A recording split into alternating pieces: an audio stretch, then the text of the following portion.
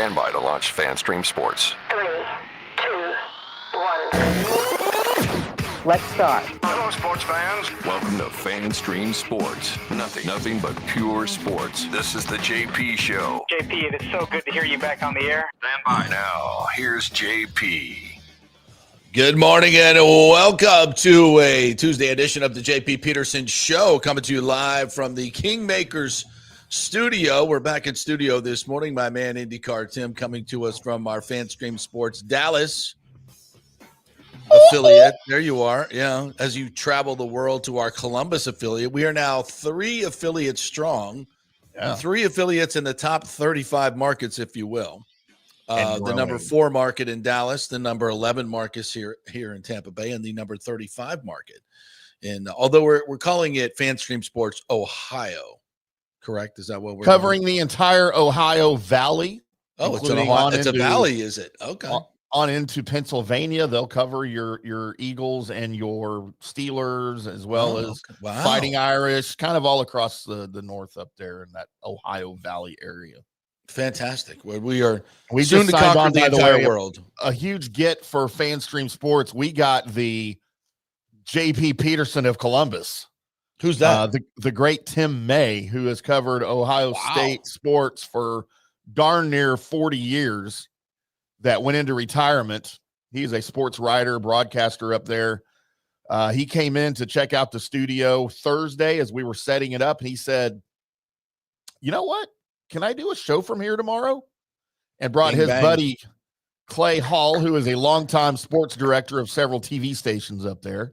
And they did a 2-hour show. The studio wasn't even done yet. How about that? So he's part of the team now.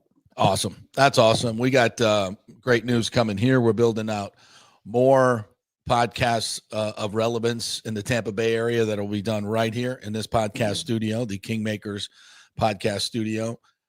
So yeah, lots of exciting things going on at FanStream Sports. If you'd like to be a part of it, advertising, investing, whatever you'd like to do, reach out, JP at the JPPetersonShow.com, JP at the JPPetersonShow.com, or email Tim at sexy@FanStreamSports.com. Hot stud muffin at FanStreamSports.com. You can make up anyone you want. There you go. There you go. It'll find me. All right. All right, let me set up the show today. We have a late change, unfortunately, but hey, we can handle this.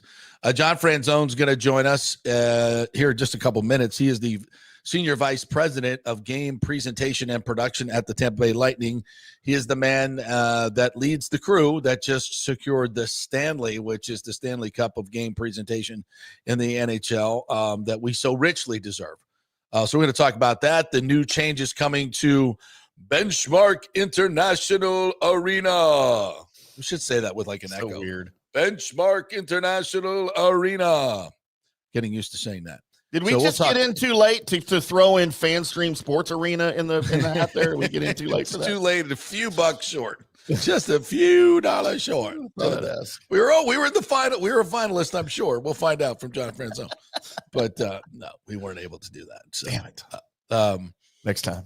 And so Scott Reynolds could not join us today. He's going to shift to tomorrow because they actually have practice right now, and Todd Bowles is going to speak with the media at 10:40. So we'll give you an update on hopefully on some injuries that are going on out there with the Buccaneers. And the great Anthony Becht will join us in our second hour, the Jets radio analyst, among other things, head coach of the St. Louis of the XFL and UFL. Got to get it right. Is it UFL now? Yeah, it's a UFL. I can't keep up. UFL, XFL, and USFL merged to become the UFL. I thought it was going to be XFL. No, it's United Football League. Okay, we're all united. We need more unity in the community. That's for sure. So good. I'm glad it's United Football League now. We're all united. Yes.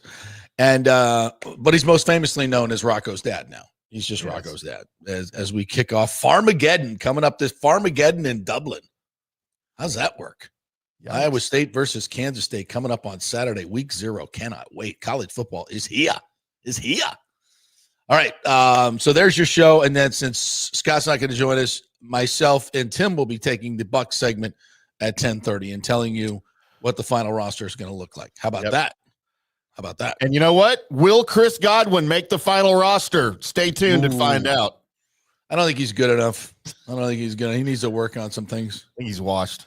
He's totally washed. All right. Well, let's bring in my boss and longtime friend and the greatest game producer in the history of sports, the great John Franzone. He's here, but we don't have a picture. I wonder if we can hear him. Johnny. Yeah, I hear you guys. I don't know why, for whatever reason. Good thing I work in technology, you know, like this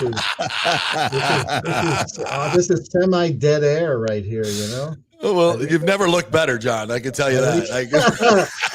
I do have a face for radio, so let's go with it.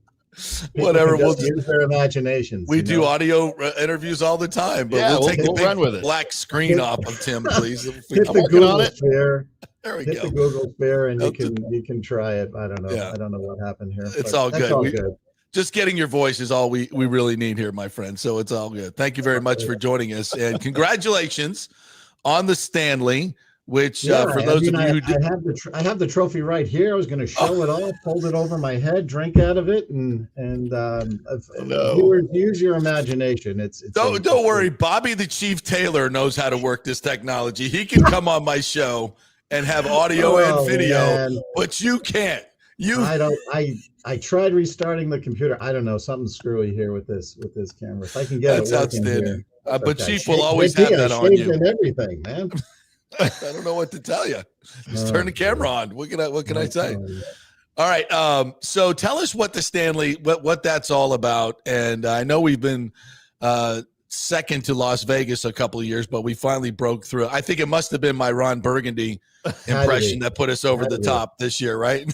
I'm not joking. We literally put a 5-second snippet of your performance that night into the submission video. So you're probably half right. At the NHL meetings every year, they award what they call the Stanleys, which is just sort of a token of their appreciation for some of the better efforts or the more reputed efforts in and out of hockey, and they do it for ad campaigns, community initiatives, things like that. And they also have one for game presentations. So we've been fortunate enough to have been a finalist twice before, but I guess this year we had enough steam in the engine to get over the top. And when they announced our name, I was pretty surprised because we don't necessarily have all the toys that some of the other game presentations are afforded. But we make up for that, and you well know this as in terms of energy, effort, creativity. Yes. I always say it's not the tools, it's the talent, and that's really what this trophy signifies for us. Well, we don't have a jousting open. We don't have we don't have a suit of armor on the ice, but we can blink the lights really, really quick. So we're the Lightning, so we get away with that. Yes. And to that point, Las Vegas, what's their budget compared to ours? Like a lot more. And they have to. I mean, this is we're not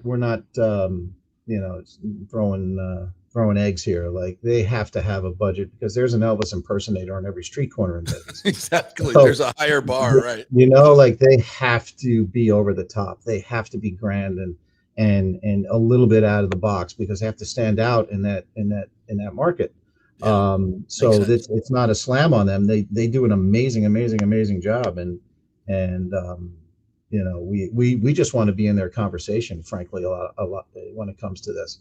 So so in that respect, we respect them immensely, and other teams too who do a fantastic job. Colorado does a great job. Vancouver does a great job. Like, our fans don't necessarily get to see some of the other game presentations. Like, we look at highlight reels and we go to conferences and we see where some of the standout features and performances are. And frankly, sometimes we're blown away. Like, we go, wow, why didn't we think of that? Yeah. But like I said, and then we steal it. Like everybody steals from us. No, we don't steal it. We don't steal it. We lightningize it. So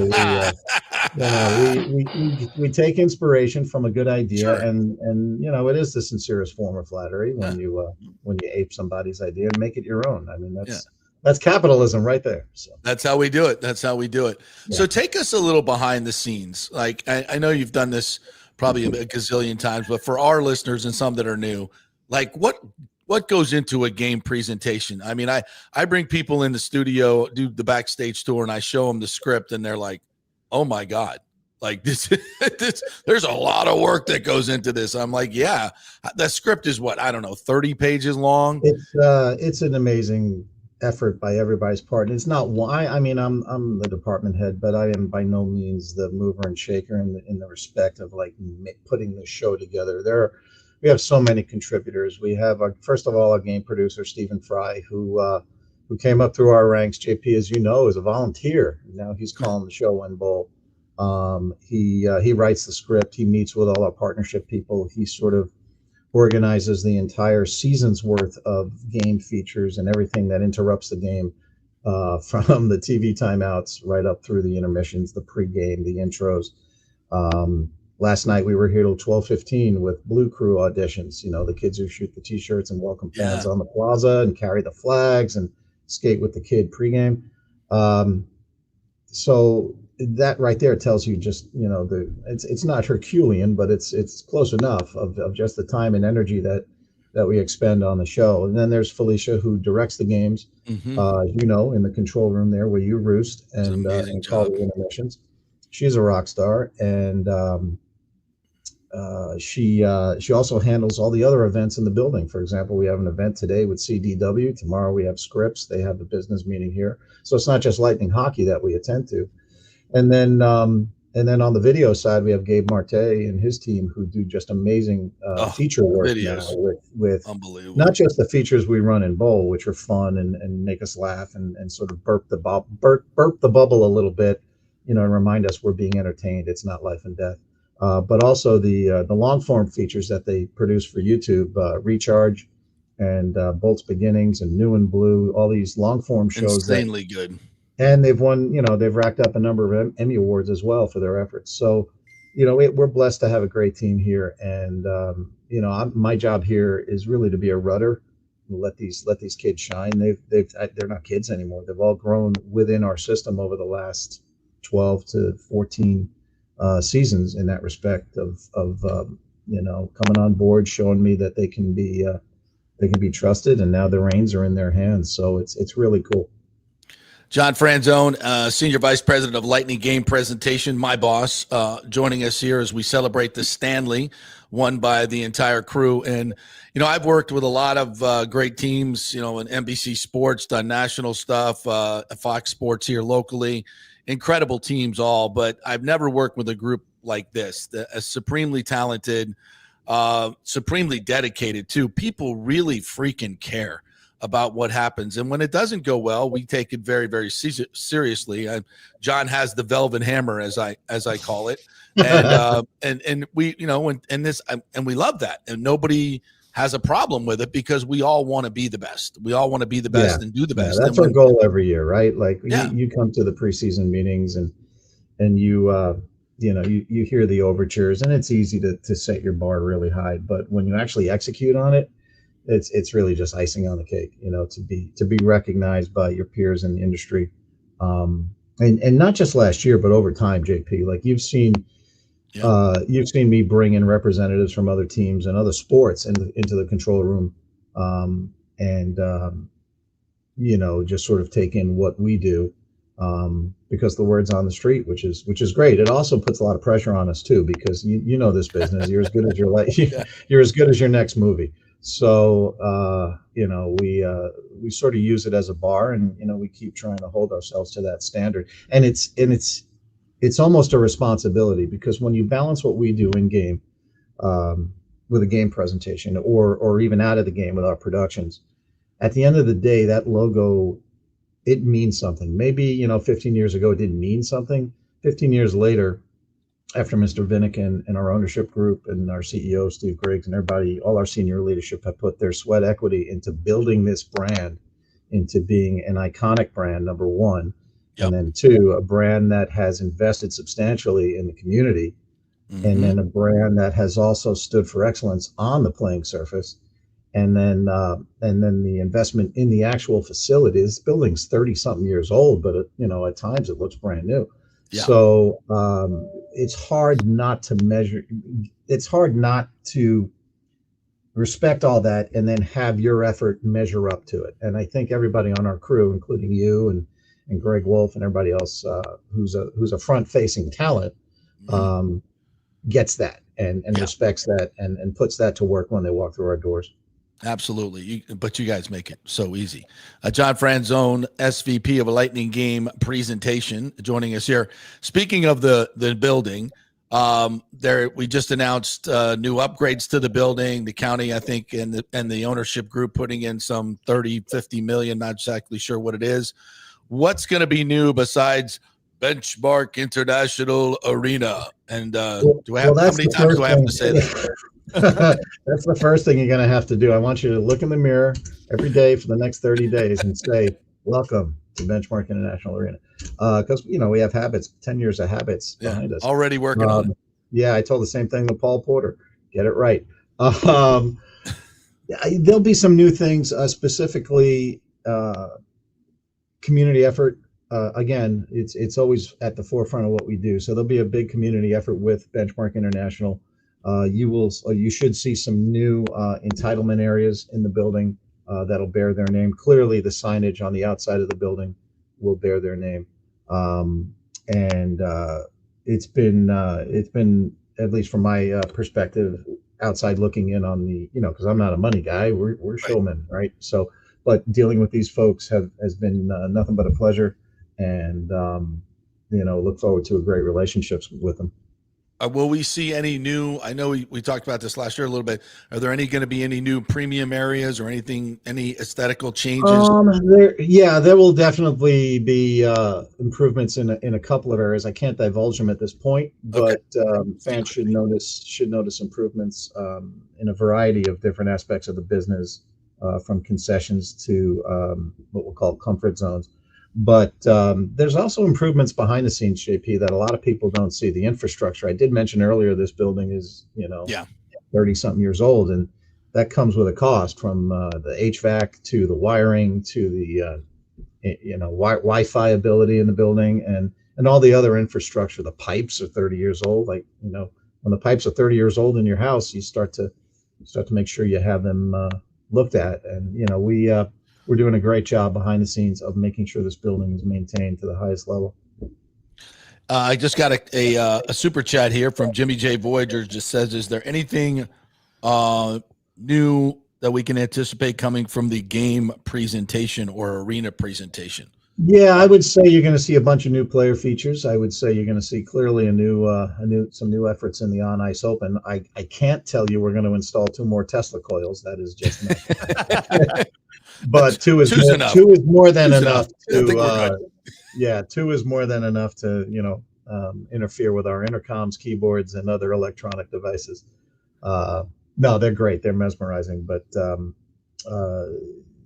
trying to think of any hardware. We're not really adding hardware. I know sometimes it's hard to, because we give a game presentation, and obviously it's the best in the business. We got the award.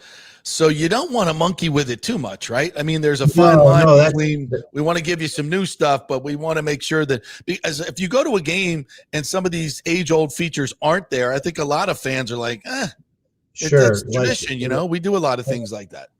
Exactly. And that's kind of the balance we try to strike, is, and no pun intended, is sort of that balance between one fan and every fan. So, if you're a season ticket member, you're coming here 41 times.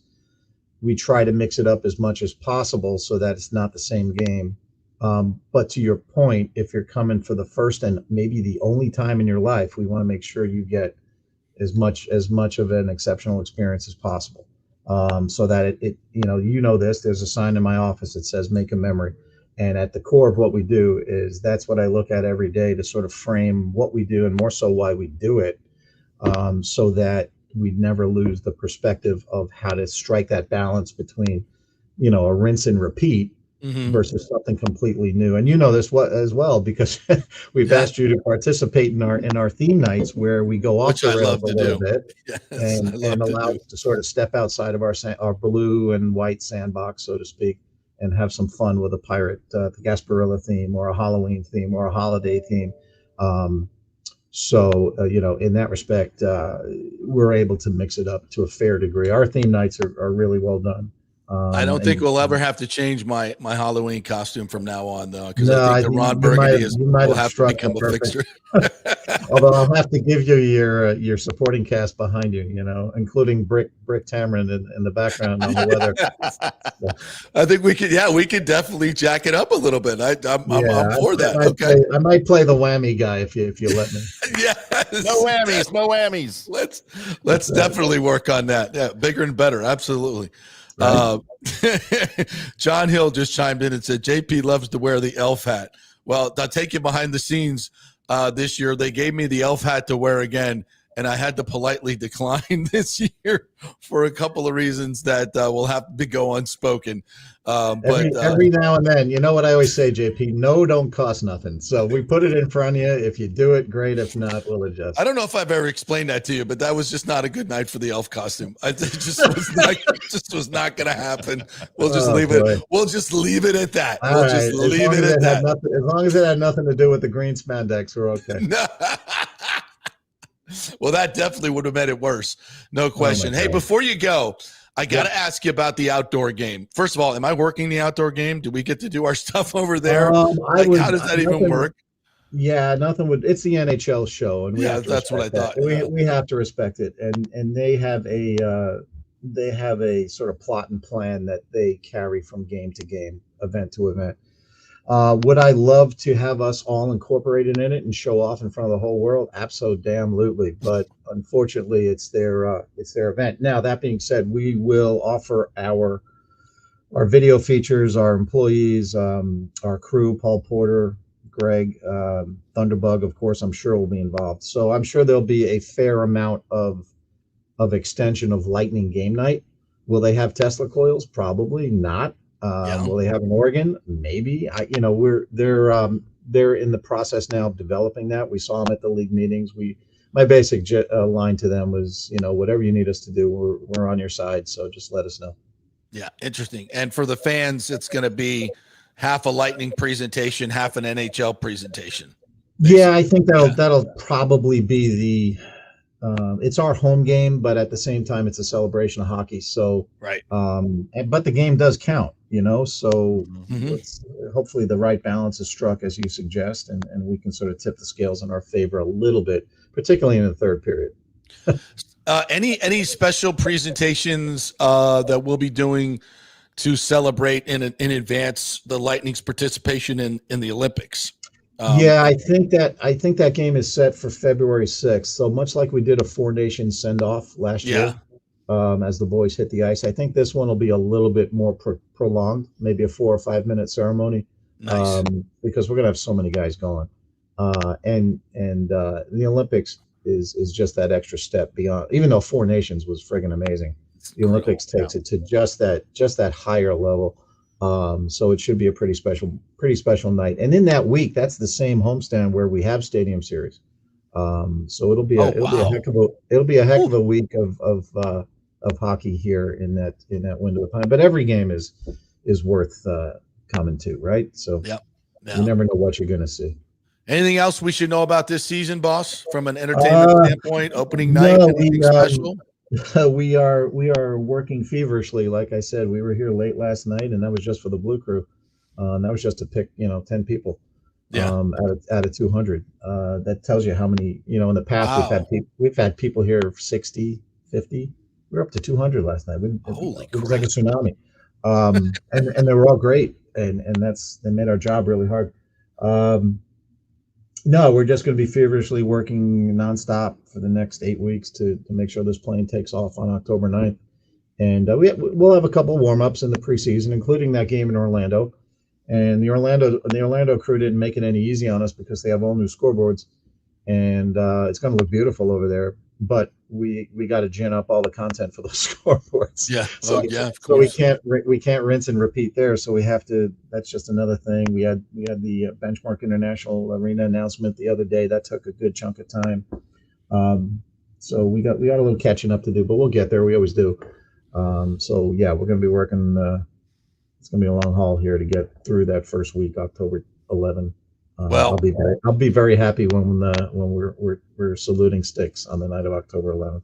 Oh, yes. John, I live in Dallas, is where I broadcast from with JP here every morning, and I know a lot and I'm glad you said that. Dallas does an amazing job. They do a really good job. I know a lot of your counterparts here with the Stars, and John Sponsor, John Norton, Mark Vittorio, Josh Clark, a lot of the guys within the organization. Yep. I know how hard they work, and I know how hard you guys work, and I just wanted to say congratulations on the win. It's a huge deal in the broadcasting world.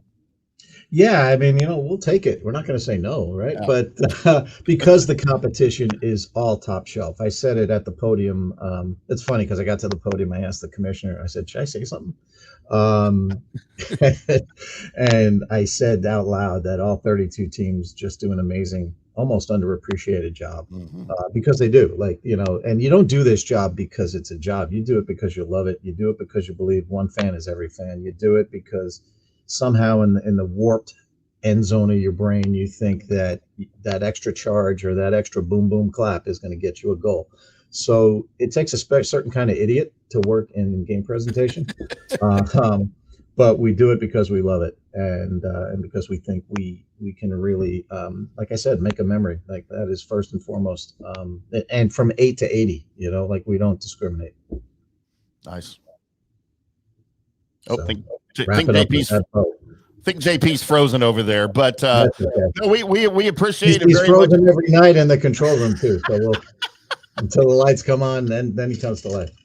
And then somebody's got to pinch him under the table, right? So wake up, you're on. But all right, very good, John. We appreciate you popping on here. And again, congratulations on the win. It is a big deal, and I can't wait to get out to Tampa to see it in person. Yeah, I hope anytime you let us know. You got an in the control room anyway. Beautiful. You heard that, JP? I did. Yes, I did. Absolutely. We got you covered. Very good. Let me know more than a day ahead of time. Thanks, Johnny. Appreciate it, bud. Great. Take care. All right. Bye. Great John Franzone right there. There's so much that goes into it. You have no idea. I mean, the work that goes into it's and everything you see on the big board on the ice, it's all scripted except for the game action and the goals that happen and how we react to the goals. And a lot of times there are a lot of things that do happen during the game, certain shots that we get that we like, oh, wait a minute, we got to do something with that in the crowd, something that's happening that we have to react to on the fly. And that's actually, honestly, the most fun, to be honest.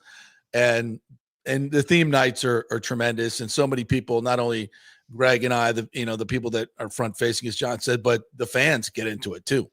And that's what makes it fun. It's never just a hockey game in Tampa Bay. And I think that's part of the reason we've had so many sellouts in a row. It's never just a hockey game. There's so much more that goes into it. And that's something that the Lightning have always recognized. As you constantly hear the Rays talk about and Stu complain to the New York Times, oh, we won more games and nobody shows up. Well, it takes a lot more than just winning games. Yep. You got to have a great arena that people, an aspirational arena that people want to come to. And when they sit in their seats, they know this is going to be a great show. It's not, it doesn't matter. The Lightning can get shut out. They know they're still going to have a good time. It's easy to get in and out of. The customer service is second to none, in my opinion. It's a great arena with going to have even more bells and whistles as we move through the next couple of years with the renovations. When you say it's 30 years old, I'm like, wow, it feels like it's brand new. Yeah. And I go to other arenas and I'm like, okay, ours stacks up with this arena without question. So, but that's because Lightning have put a lot into it. They don't just wait for the county or the city to throw money at problems. They go and they spend themselves. And I can't tell you, and even in game production, we'll bring in, but the lasers and other things that cost money for the postseason just to make it more special, holograms, and we'll step it up. So there's truly a commitment to the fan experience, not just, oh, hey, we're winning, so we don't have to try harder. People should show up, No, that's never been the attitude of the Lightning. Yeah. No, never been the attitude of the Lightning. All right, we'll take a quick break. When we come back, we'll get to your great comments. And we'll also get to our Buccaneers segment on the show today, presented by Kingmakers, where we are right now in the Kingmaker studio. And the Jeeves Law Group, JEEVES lawgroup.com. Go to the website, contact them through there, and get your free case evaluation. It's important that the lawyer that you pick in your accident case knows the local legal landscape. It's very important to your case. That's why you go with the Jeeves Law Group, JEEVES lawgroup.com. They're local, they are trusted, and they get results. Non-attorney spokesman offices, Tampa and St. Pete. Also by On-Site Construction and Restoration, our first hour presenter. If you have any issues at your home, you want to build onto it, you need to restore it, you need to fix it up, you want to build from scratch, or in the commercial field. They do commercial and residential. On-Site Construction, FL.com is the group. They are 5-star reviewed across the board. Go to the website and find out exactly what they can do for you at onsiteconstructionfl.com. Back in 3. Stay with us. Although it may seem tempting to go without health care insurance, the financial risk far outweighs the gain you may experience. For example, did you know if you simply broke your leg, it could cost you nearly $7,500? Put on top of that a hospital stay, you could be looking at $10,000 to $15,000. Ensuring that you don't go uncovered is so important, as according to CNBC, high medical bills are the highest contributing factor to why Americans end up taking money out of their retirement savings, or worse, find themselves filing bankruptcy. So go to don'tgouncovered.com or call 800-669-1505. Now, depending on your income, you can get plans for zero premium. Our experts will guide you through the process effortlessly. They will shop many plans and find the one that's right for you. I called and I have full health coverage through Florida Blue for zero monthly premium. It's a free call. So why go uncovered? It's a huge risk. Go to don'tgouncovered.com or call 800-669-1505. That's 800-669-1505. Italiano Insurance would like to congratulate the Bucs on their 50th anniversary season. And you know what? We've been here for every season and then some, over 60 years in business. We've seen some smart coaches with great game plans, but if you don't have flood insurance or business insurance, that's a terrible game plan. That could ruin you financially. You don't want to take that L. So call 813-877-7799 and let their friendly agents quarterback your insurance and save you big money. Italiano also sponsors our FSU report every week. So go Noles. 813-877-7799 or go to italianoinsurance.com. JP here for Riveters, our new official sports bar and grill of the JP Peterson Show. And just like our show, no BS, no corporate chain feel, just amazing, authentic folks serving great comfort food in a casual atmosphere at unheard of prices. Riveters is located just south of Raymond James and Steinbrenner Field on Dale Mabry, walking distance to the park. So free parking, great place for pregame and postgame. Let's talk about fresh food. Nothing is frozen. Burgers, wings, prime rib, roasted fresh daily, never frozen. That makes a huge difference. The mahi, the salmon, also super fresh. All our sauces are original recipes made in-house. Our Warhawk chili and fully loaded potato soup is made fresh in-house. It's the best food anywhere, served by people who actually care. Riveters on Dale Mabry, just north of 275, just south of where the Bucs and Rays play. We'll see you there. Are you looking to renovate your home, rebuild after the hurricanes, or build your dream home from scratch? Well, let me tell you about my friend Jason Fawcett and On-Site Construction. They have over 1,450 satisfied clients, 25 years of experience, over 500 designs, and a talented team of over 40 construction professionals. They believe building something exceptional begins by truly focusing on all the details, even the smallest ones. We understand that construction can be a daunting process, and we're here to make it as smooth and stress-free as possible. Quality is non-negotiable at On-Site Construction. We use the finest materials, employ the most skilled tradespeople, and adhere to the highest industry standards to deliver a product we're proud of and that you're going to love. Our project management is meticulous with a focus on completing projects on time and on budget. Your happiness is our primary driver. So give us a call at 813-579-5789 or check out our incredible website at onsiteconstructionfl.com. Are you having legal issues with a business partner or other legal business issues? The attorneys at Walters, Levine, and DeGrave can help. Call 800-616-0384 for a free consultation. At Walters, Levine, and DeGrave, we've redefined what a law firm can be with top-tier attorneys, personal service, and 26 years of success. From business law to civil litigation, we deliver smart, client-focused solutions. Walters, Levine, and DeGrave recently won a $6.4 million jury verdict from a large real estate developer, and they can win for you too. Walters, Levine, and DeGrave. Let's solve it together. Not attorney spokesman. For a free consultation, call 800-616-0384 or go to walterslevine.com. Offices Tampa, Sarasota. Let's go. Right now, back to the show on FanStream Sports.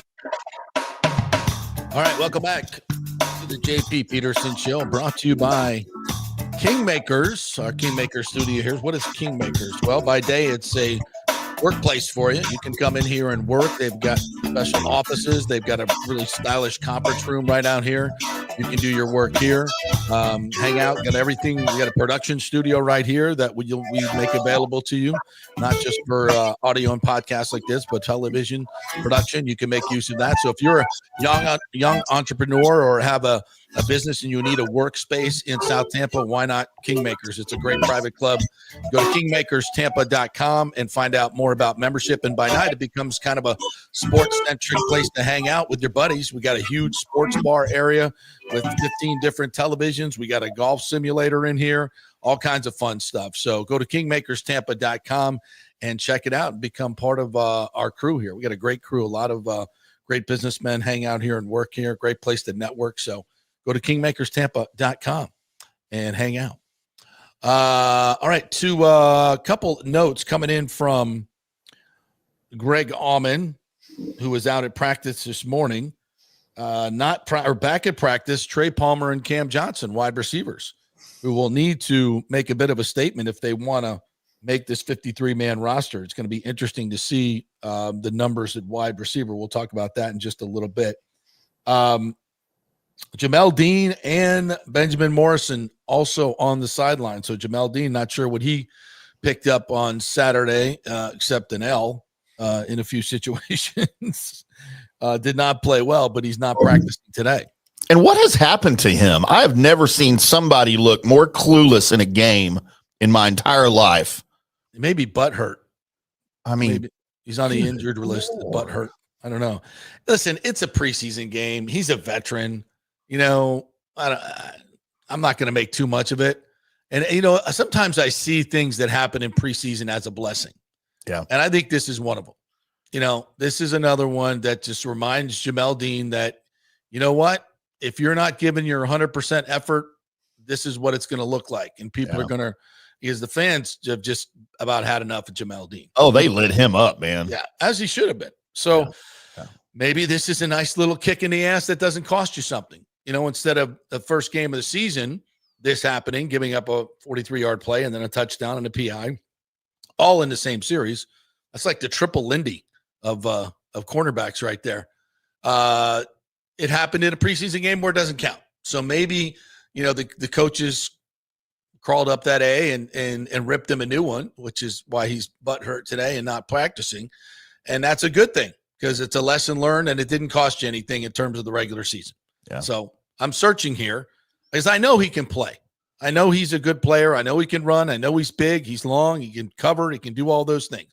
He's not very good playing the ball. I get it. But we know that Jamel has some really positive attributes. That's why the Bucs signed him to a second contract. Yeah. But at times he gets lazy mentally, physically, and it can be very frustrating for fans and coaches, I'm sure.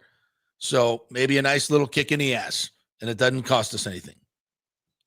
I'll take the positive side. Same thing with Tez. You know, Tez had a great 37-yard punt return, made a couple of catches, but he botched one. He botched the punt, and he let it bounce, and then he went after it with guys all around him, fumbled it, cost the Bucs a touchdown. That's a great lesson learned in the preseason because I can tell you one thing, that shit will never happen again. Or better not, because that's a lesson learned. That's the coaches calmly talked to him as he came off the field. Everybody had their say. And when film time came, it probably wasn't a very calm conversation.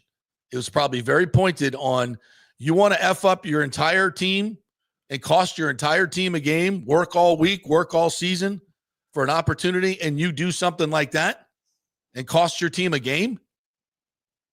I'm sure that message got through loud and clear, and it didn't cost us anything. It's a preseason game. So you look at, there are lessons to be learned, and that's a great lesson for him to learn, especially if he's going to be the primary returner. Well, he'll be less likely to make a dumbass mistake like that. And it didn't cost us anything. So you know me, I'm always looking for the positives. Always looking for the positives. Sometimes stretching and reaching, but that's okay.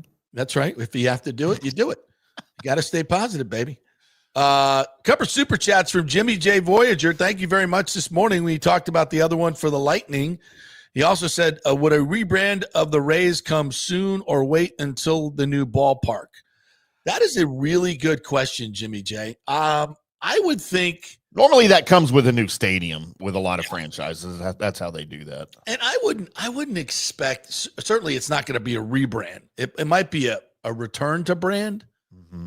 I think there would be a return to the Devil Rays brand that we've kind of gone back to anyway. I think the Starburst might go away.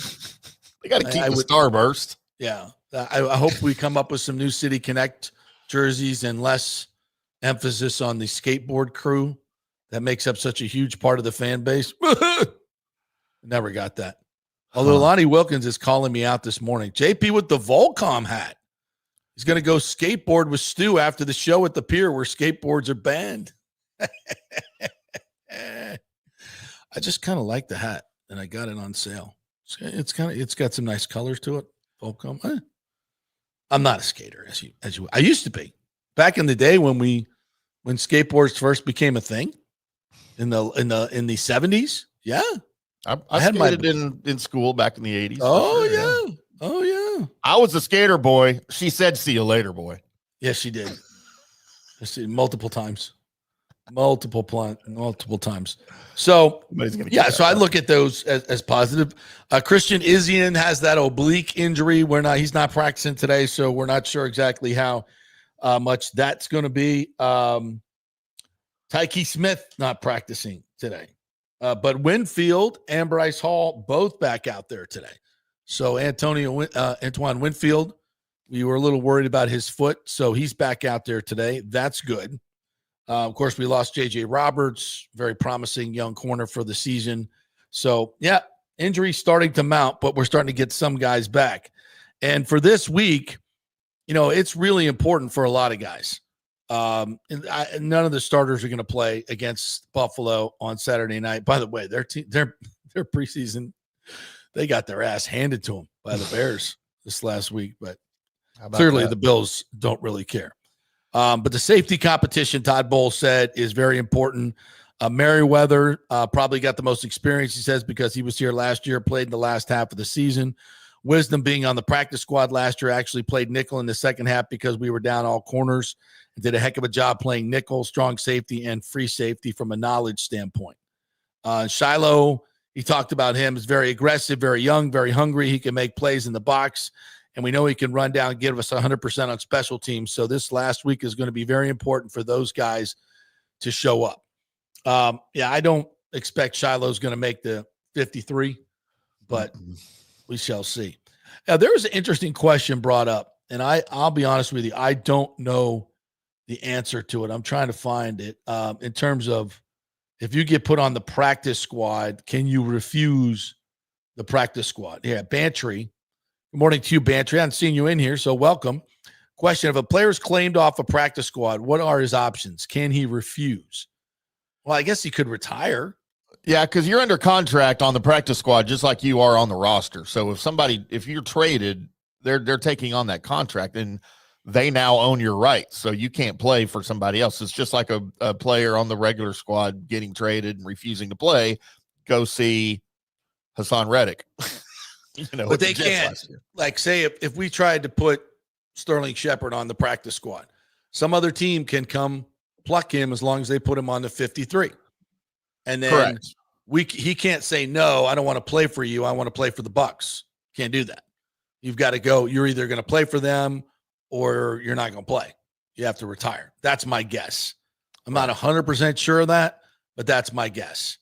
Otherwise, why would you have these options? Well, I mean, if you were undrafted, though, like Shiloh Sanders, you signed a contract. Does it? I mean, I guess it would matter if there's language in the contract saying we have the right to put you on the practice squad, and that way they still own your rights. But if you're just a player in camp and they say, look, we want to put you on the practice squad, well, you now negotiate your practice squad contract because that's separate than if you made the team.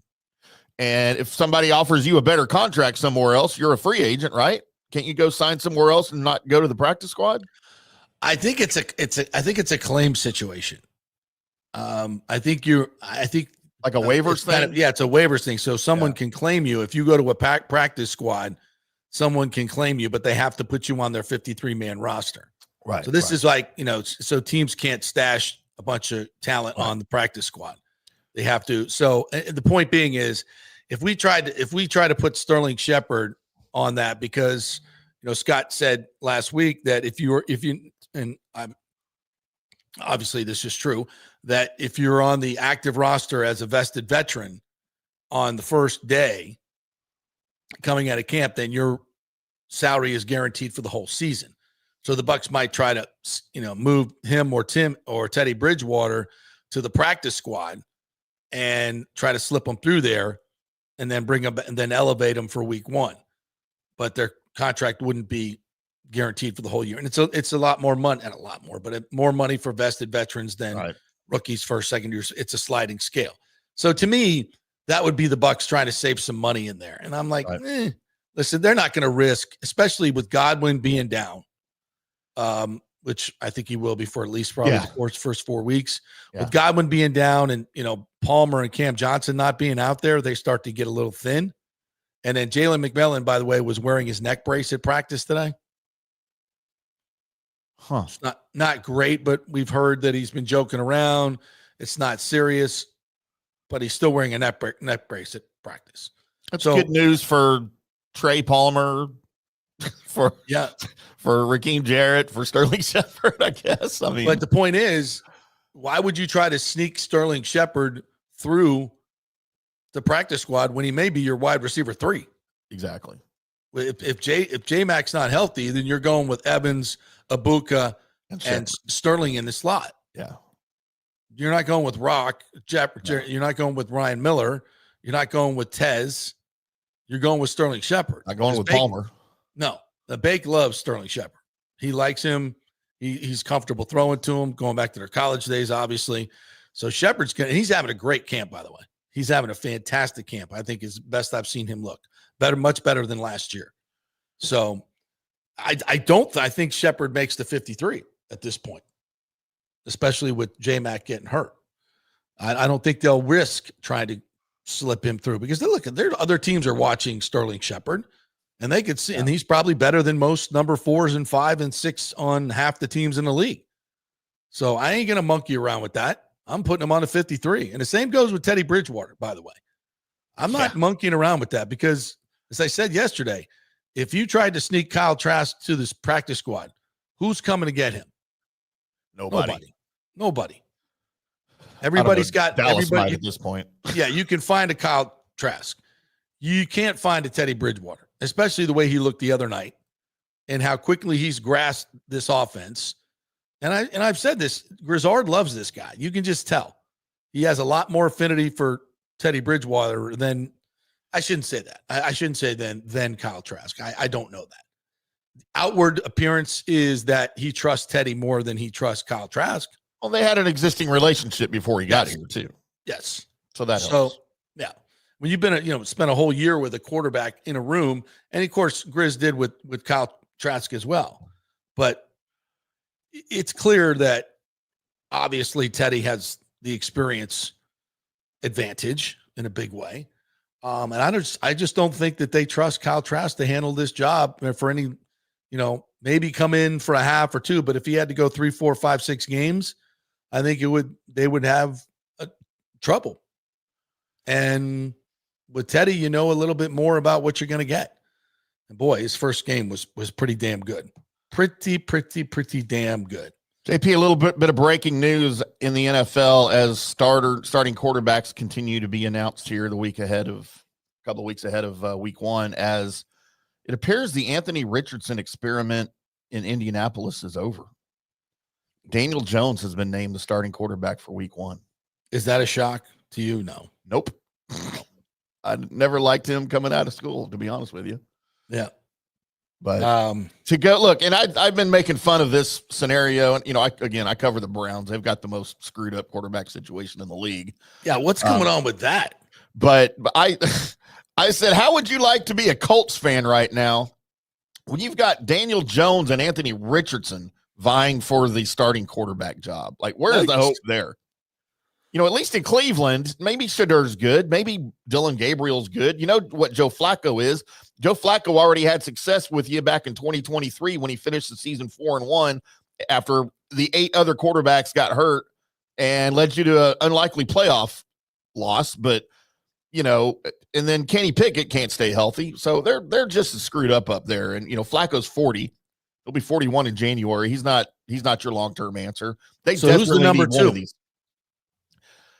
I mean, do they have one right now? It's whoever's healthy. Everybody's hurt. Sanders has an oblique. Pickett and Gabriel are dealing with hamstrings. So they needed 5 quarterbacks. Is what you're telling me. Wow. Exactly. So, I mean, I would think based on performance, Shadur's your number 2 as long as he's healthy with that oblique. I thought Gabriel looked good the other night. I watched a bit of that game. The problem with Gabriel is he got compared to Sanders' numbers. Gabriel was playing against way more of the opposing team starters than Sanders was. Yeah. Gabriel has had first-team snaps with the Browns in training camp this year. Sanders has had 0. So, again, obviously it's not going to be Pickett because he's not going to be healthy to start the season. But the bigger question is, are they carrying 4 quarterbacks on their 53-man roster going into the year? That's ridiculous. And there's speculation that that's what Andrew Berry wants to do. So that's who knows, dumb, man. That's dumb. Yeah. But somebody's going to get traded. I guarantee you, Gabriel or Sanders, somebody's getting traded out of those 2 guys. Maybe to Dallas because we got nothing. What's going on in Dallas? So you got Dak. What happened to your backup boy there? So, Cooper Rush signed with the Ravens in free agency. Oh, so I did not know that. Yeah, no, he's in Baltimore now. He just started the whole preseason game for the Ravens last week. Look like Cooper Rush. I mean, he is what he is. But so the Cowboys got nobody, so they go and get Joe Milton, former Tennessee. Who I'm big on Milton. I love Joe Milton, but he has looked like ass since he's been here. I mean, nothing. He's got nothing, and everyone is freaking out. So you're in the market for a backup quarterback. Maybe. Oh, no, it's not maybe. They are. And then we got Will Greer, who's, a career third stringer, career practice squad guy. And that's all you got. Joe Milton, Dak Prescott, and Will Greer. We'll trade you Kyle Trask for Micah Parsons. Okay. As long as we're also trading contracts, We don't have to pay him yet. No, but you'll have to. At some point. Maybe he ain't going anywhere unless he's got a long-term contract in his hand. I'm guessing that's true. Nathan Elliott says, good morning to the styling, jet flying, profiling, limousine riding, kiss stealing, wheeling, dealing, son of a gun. Tim Ham. Is that who is that Ric Flair's moniker there? That whole thing there? I don't know. I never wrestled. Maybe he made it up. Maybe it's mine now. Maybe it's yours. He might have just made it up. By the way, can I just throw out what a toilet the Orlando airport is? I haven't got a chance to go off on my trip. Well, feel free.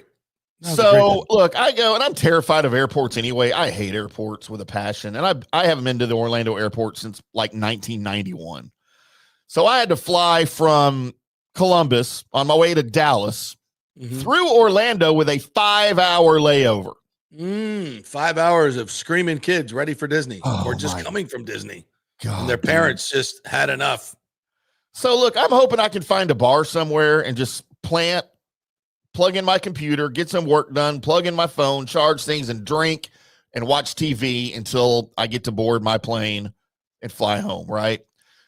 Yeah, no, that's easy. No. There was nowhere. So here's the thing, though. I didn't want to go plenty of bars in the Orlando airport.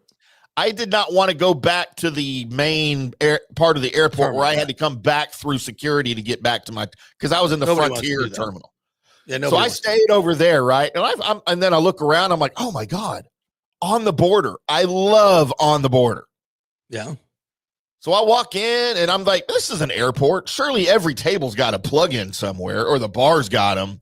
Yeah, not one effing table or bar spot had an electrical outlet for you to plug in anything. What? Not one. That's so I'm like, all right. My plane landed about 11:30, so it's lunchtime. So, and I'm hungry. Johnny never eats. So when I'm with Johnny, I don't get to eat. Like, I have to beg him to feed me sometimes, because apparently he just never eats. He just drinks. He drinks all of his meals. Yeah. So I get to the airport and I'm starving. And man, I'm so excited. On the Border. So then I walk into On the Border. I plop down at the bar.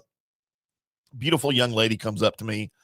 Do you need a menu? I'm like, no, I already know what I want. Give me the 2 beef enchiladas, rice and beans, and some, chips and guacamole. She goes, we don't have enchiladas, sir. Oh, I said, I'm sorry. How does On the Border not have enchiladas? She goes, we have a reduced menu being at the airport. And I'm like, well, that's great. But how do you not have enchiladas at a Mexican food? She goes, she gave me a menu, dude. It was pathetic. It was pathetic. Tacos and quesadilla. That's all you get. Quesadillas, tacos. There was the burrito, which is what I ended up getting, but very limited options, right? And then I was like, well, I'll have a Miller Lite. She goes, all we have is the 16-ounce, the big mouth can. I'm like, that's fine. I need a drink. So I paid cash for my drink because I wasn't sure if I was hanging out. $12.50. By the way, for my beer. Oh, yeah, of course. So then I went ahead and ordered the burrito, $19.99 for the burrito $20 meal. Yep, per burrito. Yep, absolutely. Burrito. Mm-hmm. And then I ordered, I'm like, I got to have more because I'm going to be here for a minute. I got my double vodka, Sprite, and soda. That's $27. It was $26, JP, for my vodka drink. Oh, yeah, for a double, sure. And I still can't plug my crap in anywhere. Yeah. So I downed the burrito. You're $70 all in. Dude, I downed the burrito. I downed that double vodka. And I looked around trying to flirt with somebody. There was nobody I was interested in talking to at all. Zero. It's Orlando. I get Zero. It. Yeah. Not even the girl that was working there. I was like, dude, in Dallas, you couldn't even get a job at a bar. So I loaded up, packed up, went back to the terminal, went back to my gate where I'm hoping. Yeah, you might the plane will be leaving soon, right? Yeah. Waited at the gate. And I never see a plane pull in. Like, normally you'll see the plane pull in, they'll deboard, they'll clean it, and you get it's like 30 minutes until we're supposed to take off, and there's no plane. Gate switch. And I'm looking at the board, no gate switch. I'm looking at my Frontier text messages that they made me download their app just to check into their flight. Nothing. And then the storm starts to roll in, and they're like, weather delay. I'm like, oh, maybe our plane's delayed because of the weather. Like, there was a tornado warning. It was like, I posted a picture of what the sky looked like. It was ridiculous. Yeah. And not only rain, but there's lightning. So now they have to pull all the ground crew inside so they can't load bags. They can't do anything. So we are darn near an hour after takeoff time. I still got no plane. I noticed that the gate, the terminal here, the gate is empty. There's no people. And I was like on my phone the whole time. And I'm like, what the hell? So I go look at the board. Gate switch, and it says boarding now at gate 23. I was at gate 11. That's all the way around on the other freaking side of the terminal. So, dude, I packed up. I don't run very well anymore. I got no knees. I got no connective tissue. Oh my God! Just the I'm doing my best. Of you running through the Orlando airport makes me scream. I did not feel like OJ in the Hertz commercial in the 70s. I did not feel like, or the 80s. I did not feel like that at all. So I get there, dude, and it's desolate. There's not a person, not an employee. The plane's still there. There's nobody, and it says, boarding completed. Boarding. Oh, they shut the door. Yeah, door's closed, and I'm like, I'm just sitting there. I'm like, I don't know what the hell to do. I'm gonna have to spend the night in freaking Orlando. All I want to do is get home. So right about that time, one of the airline employees came through the door from the skywalk. Right. And I was like, ma'am, I did not hear the change of gate. I have been at gate 11 for 5 hours waiting to get on this plane. And she's like, do you have your boarding pass? And I showed it to her. She's like, is that your only bag? I said, yes, because I never freaking I never do check luggage. Right. All I had was my backpack. And she's like, hang on a second. She got on the radio. And then she's on the radio talking. She just walks away. And I'm like, okay. And right about that time, a nice young lady comes through. She's like, come on. Wow, she's they like, never opened the door. She's like, we're delayed for weather. And you're the last one. The plane's full. She goes, I hope your seat's still there. And I was like, well, I checked in my seat. Like I reserved it. Yeah. So, dude, I did. And it was all the way in the back of the plane. And they had to open the airplane door, everything to let me on, dude. Yeah, and the guy, normally they close that door. It's done. Yeah. So when I walk in, the nice male, what do you call it? Flight attendant. He's just like, man, you don't know how lucky you don't know how lucky you are, man. He goes, we're delayed like another 20 minutes because of the weather. And I'm like, I'm just glad I made it, dude. I never heard the gate change. He goes, yeah, they made an announcement like 4 times. I said, I was literally at the gate. So anyway, I go get on my seat and everybody is just staring at me as I'm walking all the way down the back of that A320 Airbus. Waiting on you. They thought they were waiting on me. Right. And then so I sit down and blood pressure's up. I'm trying to calm down in this ridiculously uncomfortable airplane. It is the worst airplane I've ever been on, an Airbus A320. There's no room for anything. The seats are plastic. The tray is like this big that folds down like the size of my hand in front of me. It's ridiculous. And then I'm like, man, I'm so lucky. Ladies and gentlemen, we have a slight delay as the ground crew is still inside. They're not allowed to come load your bag. They haven't even loaded the baggage yet for all the other passengers. Oh, my God. So it's another hour and a half that I'm sitting on the plane at the gate. Traveling these days it's not fun. It is not fun. You got to really be on your. Honestly, you got to be on your P's and Q's. You got to be fly private all the time. Private. Let us know. Let me know when we get the private FanStream Sports jet. That would be. So I looked up one of these private. Upgrade. So I follow this company called NYJets on social media, and they're a private. Where they don't own any of the planes, but they'll charter them out like spur of the moment for trips. So I went to their app, uploaded it, and to get like on a Lear jet for just me from Dallas to Columbus and back, like after 4 days, it was going to be like $17,000. Yeah, you weren't seriously considering that. No, but I wanted to know how much it was. A little bit more than the burrito. Not much, but a little bit more than the burrito. I bet they had better food too. Well, welcome home. Glad you made it. I'm here. Yeah. And the Orlando airport is an armpit. But the Tampa airport is the greatest airport in the world. Yeah, I didn't have a problem with Tampa when I was there last year. Dude, Tampa's got the best airport ever. And we're putting another $1.5 billion into it. So and they got that big ass flamingo thing. Yeah. Phoebe, right? Phoebe? Yeah. We got tons of great stuff. Bucs Basement says Jalen McMillan still wearing a neck brace at practice. Pretty alarming. It likely means they have not ruled out a hairline fracture or it's precautionary. He seems to be in good spirits, and they don't seem to think it's long-term. But again, I kind of don't really listen to what they say. I look at what they do, and he's got a brace on, so that ain't great. What else we got here? Hugh Janus says, will concession costs go up from last year at Benchmark International Arena? I don't think so. I haven't heard anything to that effect, but Lord knows in this day and age, you never know. Just expect them to, and if they don't, you're pleasantly surprised. Happy birthday to Bucky Irving, 23 years young today. Yeah. 23 years young, and that kid has an old soul, hangs out with Tom Moore, 86-year-old Tom Moore. Really is a great study. Truly it's a funny relationship too. Those two guys. If you hear Bucky talk about Tom, it's a funny relationship. Yeah, it's really cool. John Hill says the ticket sales yesterday for Bolt for Life members was a true NHL shit show. My Lightning rep LS came to the rescue. Top shelf. Nice. Yeah, I heard it was bad. It was really bad for people trying to get single game tickets, but the NHL was doing it. Ticketmaster, just a disaster. Yeah. That's unfortunate. Damn, TB says J-Mac will miss regular season games. Todd Bowles will miss regular season games? I thought I read the opposite. Where did you see that? I haven't seen that either. According to Greg Allman, Bowles says he's hopeful that Christian Izzian's oblique injury doesn't extend to the regular season, but conceded that it could. Bowles says Jalen McMillan has a severe neck sprain and will miss some time, impacting the regular season. Okay, you are correct. Yep.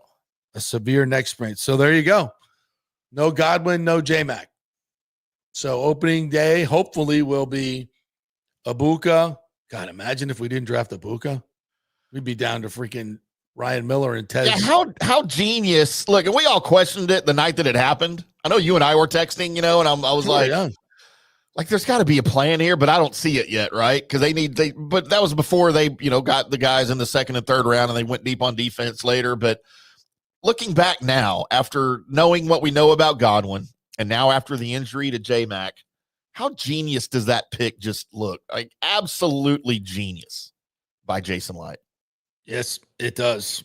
Light has said on radio show, this is also from Greg Allman, that Morrison wasn't playing in the preseason, but the opener is still 19 days away. So BMO not practicing today, Benjamin Morrison, and neither is Jamel Dean.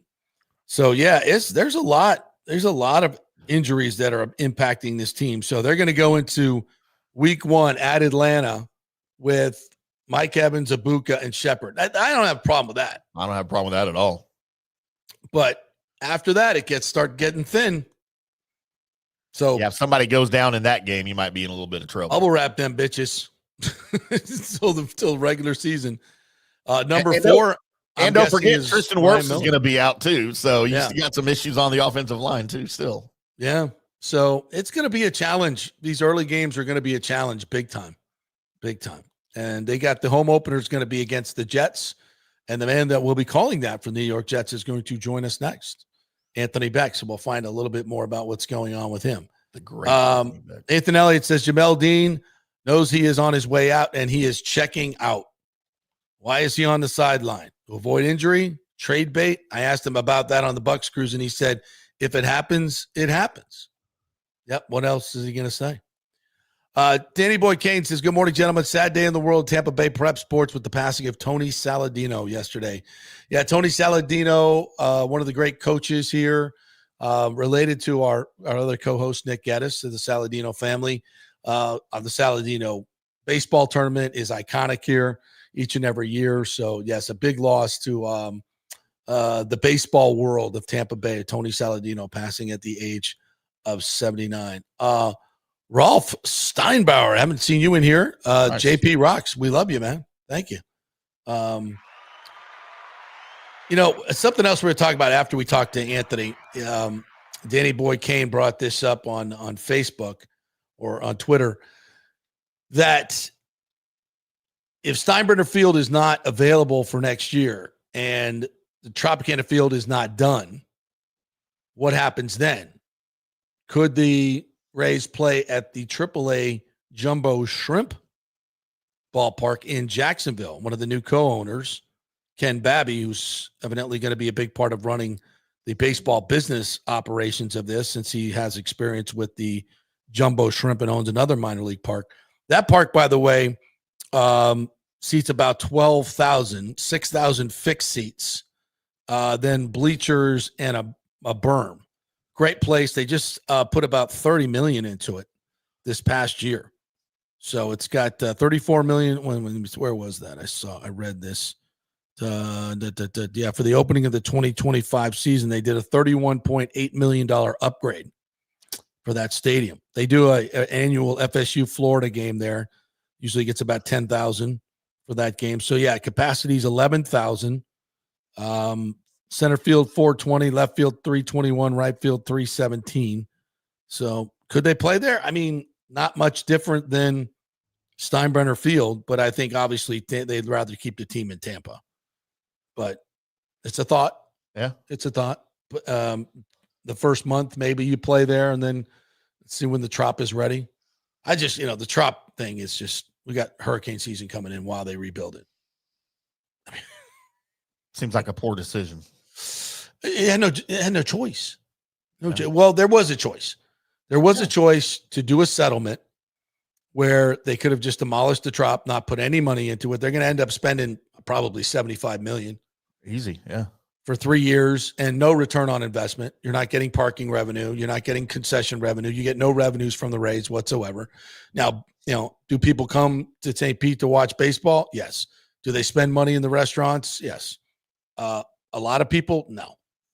So very little return on investment on the 60, 75 million over the 3 years. In fact, as Richie Floyd told us, they lose money. They lose money on the Rays because they have to supply security and all the other things that the city has. They have to pay for the insurance. So they're losing money. Not only what they're putting into it, but every year the Rays play there, they're losing money. Think about that with all that needs to be done. So there could have been a settlement, but they would have had to find a place to play. I've always said that Major League Baseball should have found a way to get a settlement with the Rays and have them play in Steinbrenner for 3 years. It hasn't been horrible this year. We haven't had a rain out. Yes, it's been hot. It's hot everywhere. It ain't the worst thing in the world. So for me, that's I think Major League Baseball should have done, is just said, we're going to do it for 3 years while the new stadium's being built in Tampa. Build up that Tampa rapport, add some seats to it, just keep doing some add-on stuff that's just going to make it a better fan experience, which you could have done. And instead of this Tropicana Field disaster where you're going to get a bare bones Tropicana Field. I mean, bare bones. City commissioners keep talking about it. Yep, we'll have it Major League Baseball ready. But, if you're looking for extra accoutrement, no. Ain't happening. You're getting a bare bones. And I would hazard a guess bare bones includes a budget field as well. They're not going to put a lot of money in that field, in that artificial turf. It's going to be crap. Yeah. And if it smells, it's still Major League ready. And it's going to. Yeah. Well, you can play ball in here. Yeah, I'm sorry that it smells. But, yeah. If they want it to not smell, tell Sternberg to delouse it with some of the $1.7 billion he's getting. Put some air fresheners in the stadium. That's a disaster. It's a disaster. All right, quick break. When we come back, the great Anthony Becht is going to join us. Jets radio man, former Buccaneer tight end, coach of the St. Louis Battlehawks, right? Is that did I get that right? Yep. Battlehawks. Great UFL coach, soon to be college coach, and Rocco's dad as we get set for Iowa State Farmageddon coming up in Dublin. Stay with us. From I do to I still do, the Golden Diamond Source is there for every special moment in your lives and mine. JP here for the Golden Diamond Source. I bought my engagement ring there, and so did my co-host Nick. Great experience. And no matter what your budget is, they will guide you from your first diamond purchase to upgrading your Golden Diamond Source diamond at 100% of its value for a bigger, better diamond. That's awesome. 100% of your diamond's value. You can't get that anywhere else. Enjoy their beautiful, relaxing bridal salon and select from the most extensive collection of diamond engagement rings, anniversary rings, and wedding bands. Julie and Steve Weintraub have always told me that they want to be your family jeweler, and that has been true for me, from special presents like birthstone pendants, tennis bracelets, even diamond studs. They have it all in one place. So if you want her to say, I do or I still do, be sure to choose a diamond from the Golden Diamond Source, 3800 Olmerton Road, always online at thegoldendiamondsource.com. Getting old is inevitable, but feeling and looking old is avoidable. If you're feeling run down, your workout sucks, or your sexual libido is not what it used to be, check out Bay Area Modern Medical Center. That happened to me a few years ago, and I found out I had the testosterone level of a second-grade girl. That's not good. Our food, environment, and stress can cause your T levels to drop. Bay Area Modern Medical Center can help, and they are different. They offer customized hormone replacement for both men and women. Christopher Lugo and his medical staff can help you restore your energy, your sex drive, and your feelings of well-being. It was a total game changer for me. I have way more energy, lost 30 pounds, and I'm performing better in all areas of my life. Nobody wants to talk about sexual health, but it's key to a balanced life. We offer discreet treatments with real-world results. So if you're suffering from a lack of interest in sex, ED, or lack of sexual stamina, Dr. Lugo and his staff can help. Take your health care to the next level at Bay Area Modern Medical Center, 844-977-3477 or BAMMC.com. JP here for the Jeeves Law Group and my man Scott Jeeves, who lives right here and has long been a highly respected member of our community. He's a proud sponsor of the Tampa Riverwalk. Jeeves Law Group is also a proud sponsor of our Grand Central District in St. Pete and has neighborhood events throughout the year. He has an office on Central Avenue in St. Pete and one on South Howard in Tampa. You can't get more local than that. So when you need an attorney, are you going to hire some huge firm that advertises all over the state or the one that supports your favorite sports show? It's the Jeeves Law Group. We're local, we're trusted, and we get results. For personal injury and personal attention, call us for a free case evaluation. That's 8889-JEEVES. That's 8889-JEEVES. With this record heat in Tampa Bay, you better have your AC unit running at peak efficiency. Third Generation Plumbing installs the best American standard AC units. Our split systems offer the highest efficiency available while reducing energy bills and maximizing comfort. That's why Third Generation Plumbing trusts American standard air conditioning, built to last, made to perform. Whether it's a new install or an emergency repair, our family-owned team brings 3 generations of trusted service to your home, now with the unmatched reliability of American standard. Plumbing or cooling, we've got Tampa covered. Call Third Generation Plumbing today, 813-961-8024, or go to thirdgenerationplumbing.com. And we also do AC. Ciao, Paolo Tini here, owner of Caffè Paradiso, voted number 3 People's Choice Award on Open Table. I want to thank all our loyal family of customers that have been enjoying our great traditional Italian dishes we make from scratch every day. It's a great family story we're proud of. Our family moved from Rimini, Italy in 1984. My dad, Caesar, started Donatello, and that's where I got the start in the restaurant business. I started Caffè Paradiso on South McDill in 1995, and we've been there ever since. From our traditional ossobuco, a veal slow roast for 4 hours, to our daily fresh catch, the Gruppo Paradiso, with a piccata sauce and lobster claw meat, homemade pasta like lasagna, farfalle salchicha, which is a bow tie pasta homemade with fresh sausage. Hold on a minute, JP's favorite. I love it. So come and have a glass of wine with me on South McDill. Get a reservation on Open Table and see all our 5-star reviews. Ciao, see you soon at Paradiso. Let's go. Right now, back to the show on FanStream Sports.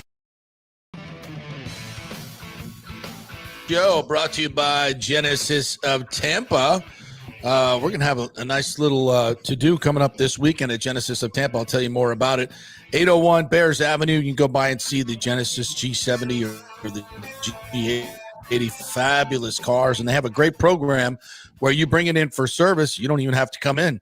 They'll come pick you up, then drop off your car, clean it all up for you after the service, and they'll give you a nice little offer in case you want to trade it in. So how about that? You don't even have to go to the dealership. They'll come to you. That is awesome if you are a Genesis owner. Genesis of Tampa, great cars. So check that out. We'll give you more information on the to-do this weekend. All right, let's welcome in, without further ado, the man, the myth, former Buccaneer tight end, 13, 12 years in the NFL, I think. The championship coach of the St. Louis Battlehawks, but now has Jets radio. And now he's known as Rocco's dad. What's up, Anthony Becht? How are you, my friend? What's going on? All is good, fellas. Good to be back on. How we doing? All those ready for but your favorite is Rocco's dad. As it should be. As it should be. I'll stand by that for sure. So you're getting ready to go to Dublin, are you? That's gonna be fun. Really fired up. I know you were out there, I believe, last year. So, we're leaving tomorrow and heading out there to Monday. So it's going to be fun. Kind of kickstarts college football. It's really the biggest game on the docket by far. Week 0, there's not too many, but it's a good stage for Iowa State, for the conference, and looking forward to it. Have some fun and do some sightseeing and see some fans and have a good time. Darling, where everything's a question. Every statement is actually a question. You got to go to Guinness Factory, have a pint or two. But it's a lovely place. I've been there many, many times. Last Your year Irish so accent makes me uncomfortable, JP. Oh, good. I highly recommend it to you. The pub crawl to the stadium. You got a Trinity College in the morning, then a nice 1.5 mile pub crawl where you can go by to about 30 pubs on the way to the stadium. Yeah, I was tracking that on like a map. Is it like Canal Boulevard or Road, or like you take that all the way through? Yeah. So No, that's cool. I think it's like 40 minutes, but by the time you kind of stop and do your thing, I think it'd be fun. So we may do that. It's not up to me, obviously, but I'll do it. Get my steps in. Of course. So give us a scouting report for Farmageddon. Iowa State, Kansas State. It's been a great rivalry throughout the years. I think Iowa State's won 4 of the last 5, but Rocco's got to replace some receivers. What's going on with Iowa State? How do you see this game?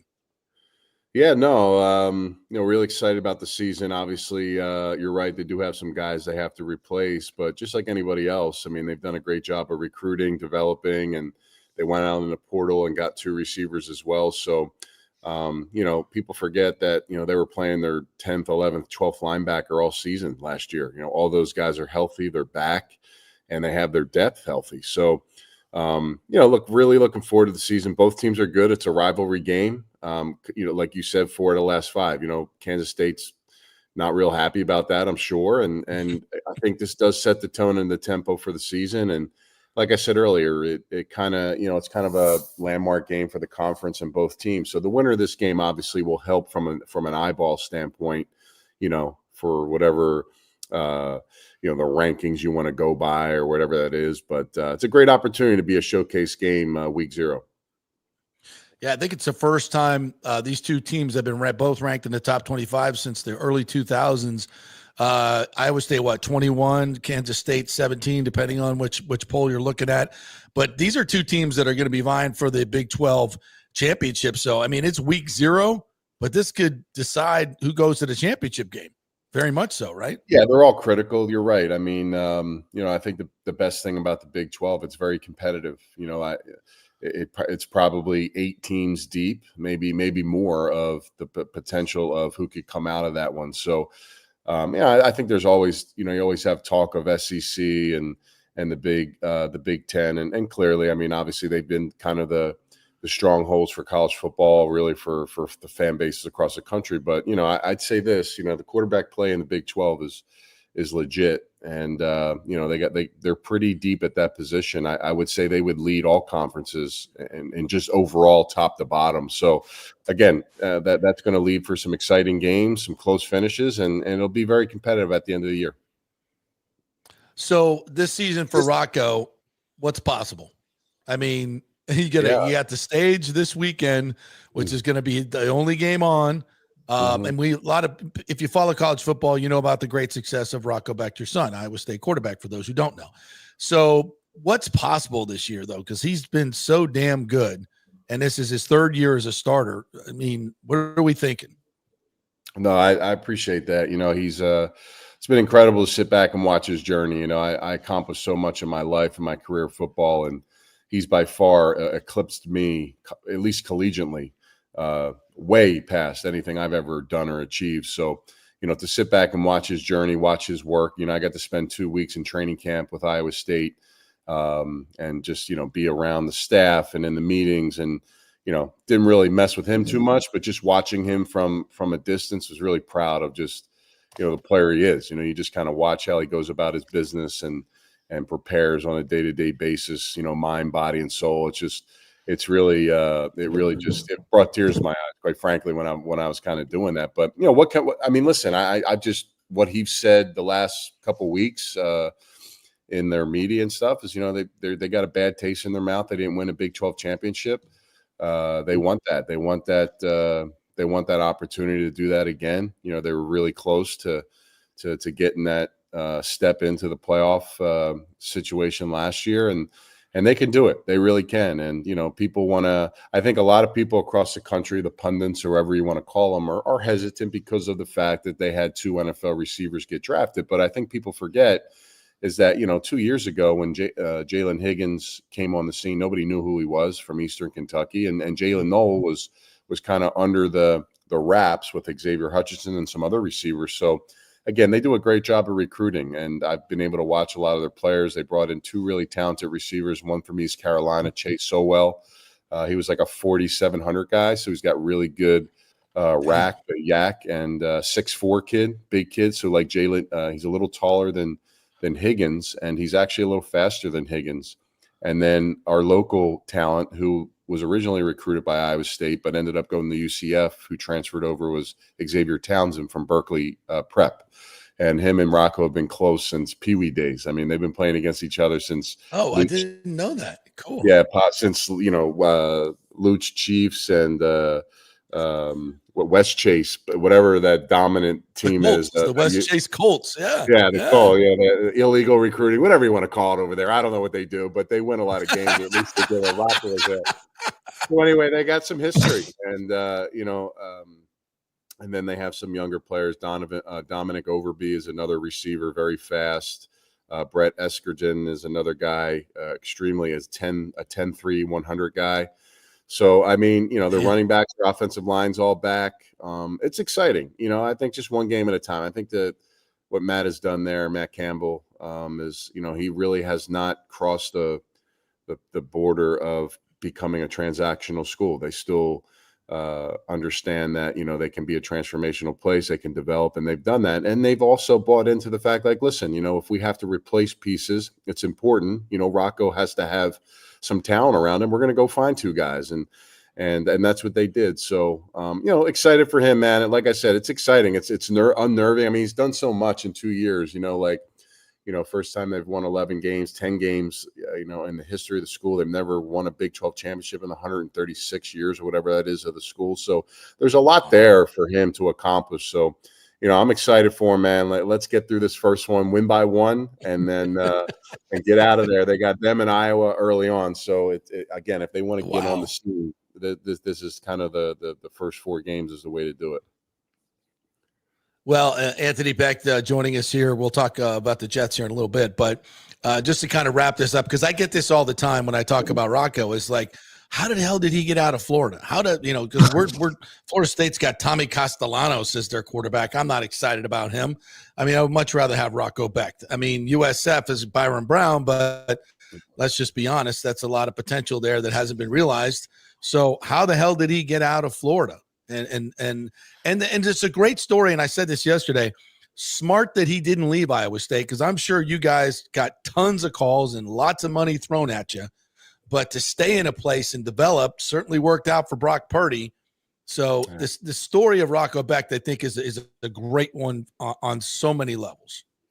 Yeah. I mean, listen, I think recruiting is a little flawed. It's hard, right? There's a lot of players, and, you start trying to look at stars and all that stuff. It's really hard. If you visit with him and you learn about him and you get to know him and hear him, that's probably where the recruiting part missed out on him in the state of Florida. They all know him now, clearly, because there's always somebody in the mix, like you said, that are in the conversation and want to know. And I think for Rocco, and really ultimately his decision is, all those things that we look at every year. It's like, okay, if it's not equal, like, what is the de factos, right? What are the differences? And again, the system they run, the conference they're in, what will help him continue to grow in his trajectory to ultimately trying to be an NFL player. I mean, all those things kind of align. He's got a great head coach, a great fan base, and a place where people love him. So, I think at the end of the day, like, you're either a guy that, is recruited and you're just kind of a collection of other big time recruits at certain places, or you go to a place that loved you from day one. And I think there's a little bit of a loyalty factor with Rocco. And I think that can be a deterrent in a small level, because, if someone says, hey, we're going to give you $10 million to come play at X school, like, you also have to sit there and say, okay, like, you have to have a real conversation like that, so, but again, I just think everything, when you weigh it out after every year, Iowa State continues to be the place for him to be. And, after this season, he's going to be close to 40 starts in his career. And then if he stays another year, he'll be over 50. I mean, those are the things to be at the same place too. And I don't know what's going to happen after the season. Again, you'll have multiple conversations to talk about all those options, but right now where his feet are, man, he's happy, he's fired up, and, he wants to win a Big 12 title. So we'll see how it goes. Yeah. It's going to be an awesome experience for all of the entire family in Dublin, one you won't forget. So I can't wait to watch it and be rooting for him. Hopefully we can get him on the show at some point after the big win this week. So I'll let you you handle that. Anthony Becht joining us here. So we get the Jets in week 3, our home opener We're going to have the freaking creamsicles on, but the white creamsicles. We can't win in the orange ones, but maybe the white ones we can win. What's going on in Jets world right now? What can we, as best as you can predict, what's happening with this team in the preseason that, I mean, I feel like Justin Fields is a huge improvement, gives you a direction, gives you something to work towards. There's kind of a template there with Jalen Hurts, and there's some talent there. So what's going on with the Jets? Yeah. So, obviously Aaron Glenn is the new head coach, former teammate of mine for 2 years when I was drafted with the Jets in 2000, 2001. He's gone through the gamut of opportunities and gotten to a place where, I felt like he was a really good choice for this team. Been in Detroit era as of late from an organization that fell on some hard times in their first year and then was able to turn something into a winner, a perennial winner, which is, again, what the Jets are looking for. Like, how do you turn this thing around? I think everything he's done to this point has been straight to the point. It's exactly what they need. There needs to be a culture change, that you got to get that bad taste out of your mouth. And I just feel like over the last decade to 15 years, it's just been like you keep saying the same old. And he's trying to really change that. Now, once that gets changed, okay, now what needs to happen? So now, your players, you got to get the right pieces to actually execute at a high level and win football games. And then that's how we'll all be judged. You can have a great coach that understands culture change, but you also have to win football games. So that will be, what we, kind of judge him on moving forward. Now, Justin Fields, again, was the best available quarterback for them to sign. Is he the answer? Is he the turnaround guy? I don't know. I think that, if I was out there and I was the head coach and I had to go find somebody, he would be the guy I signed. Now, you got a first-time play caller in Tanner Engstrand, who came from Detroit, who learned under Ben Johnson and some other people. And, that system, which is basically going to be identical to what they did in Detroit, is there's two different things, really glaring things that stick out. Number one, the system was built under a quarterback that had the skill set of Jared Goff.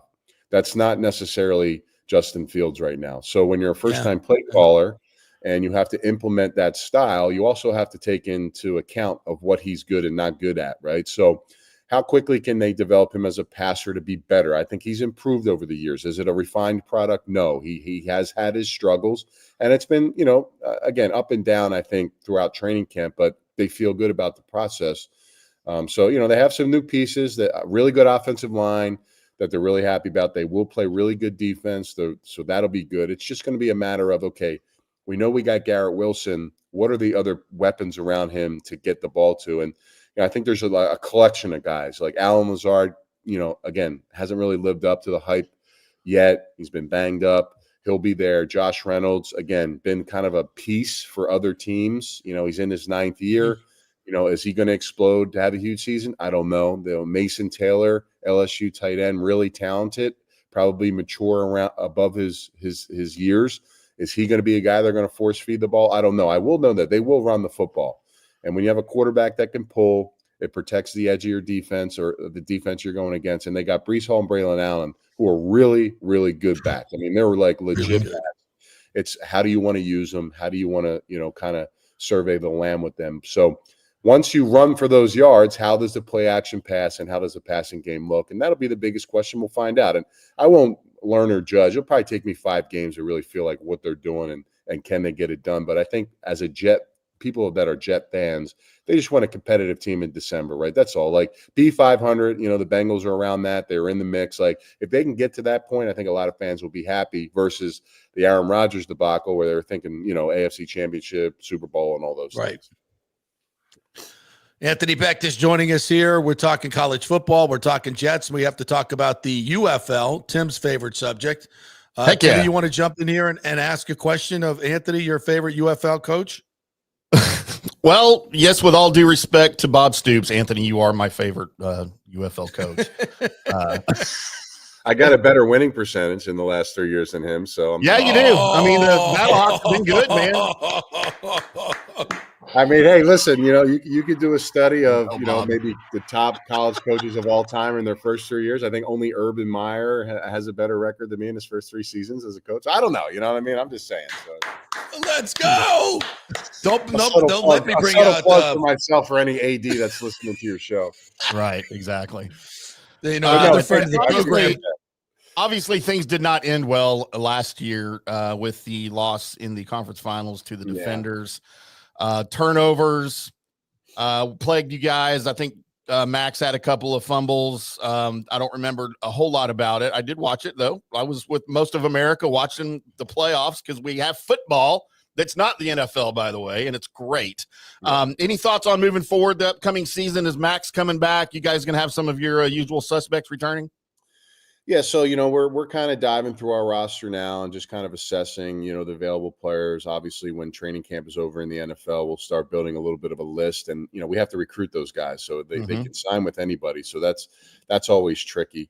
But we've been able to really get a good nucleus of players. Max recently decided that he wants to continue to play now and go to Canada.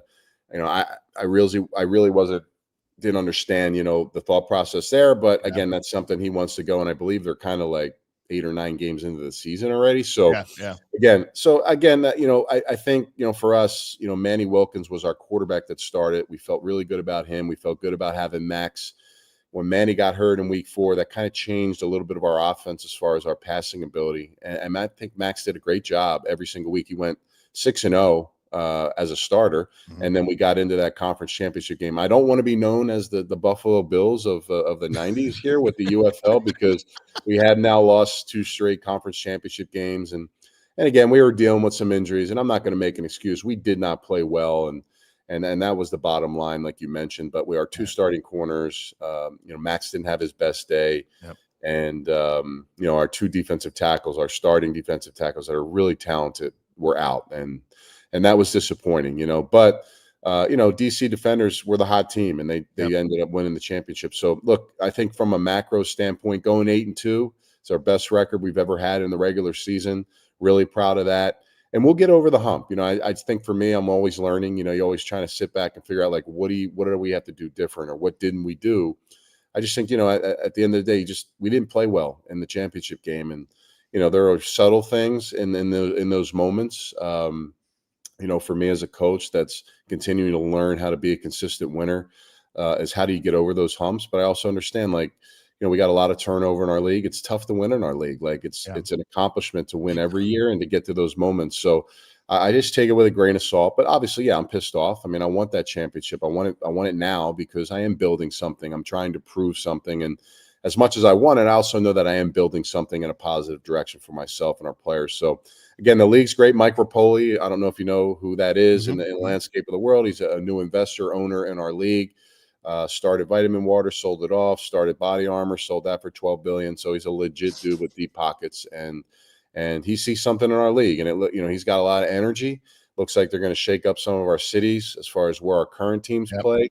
And I think the biggest thing for our league from that standpoint is we need someone to really build our marketing brand. And he looks like the guy that really understands those things. So I'm excited to see what he brings to the table. And, as of right now, I'll be back unless, we'll see what this coaching cycle looks like in college and NFL and go from there. But excited to, continue to build and get better players and try to, get to where we want to be in that championship game. Yeah, and it seems like it's a true league of parity, obviously, which was the goal, and it's to win consistently like you have in a league like that. It's incredible. You've done an amazing job up there, and it's first of all, Battlehawks. They got the freaking coolest name in the league. Okay, I don't know all about the Dallas and the Renegades. Okay, I'm kind of starting to jump ship. All right, plus the colors are so much better in St. Louis. I'll tell you. But anyway, no, not to blow smoke up here or anything, but big fan of the Battlehawks, man. Keep it up, and follow you wherever you go for sure. I appreciate that, man. Thank you. JP, you still with us?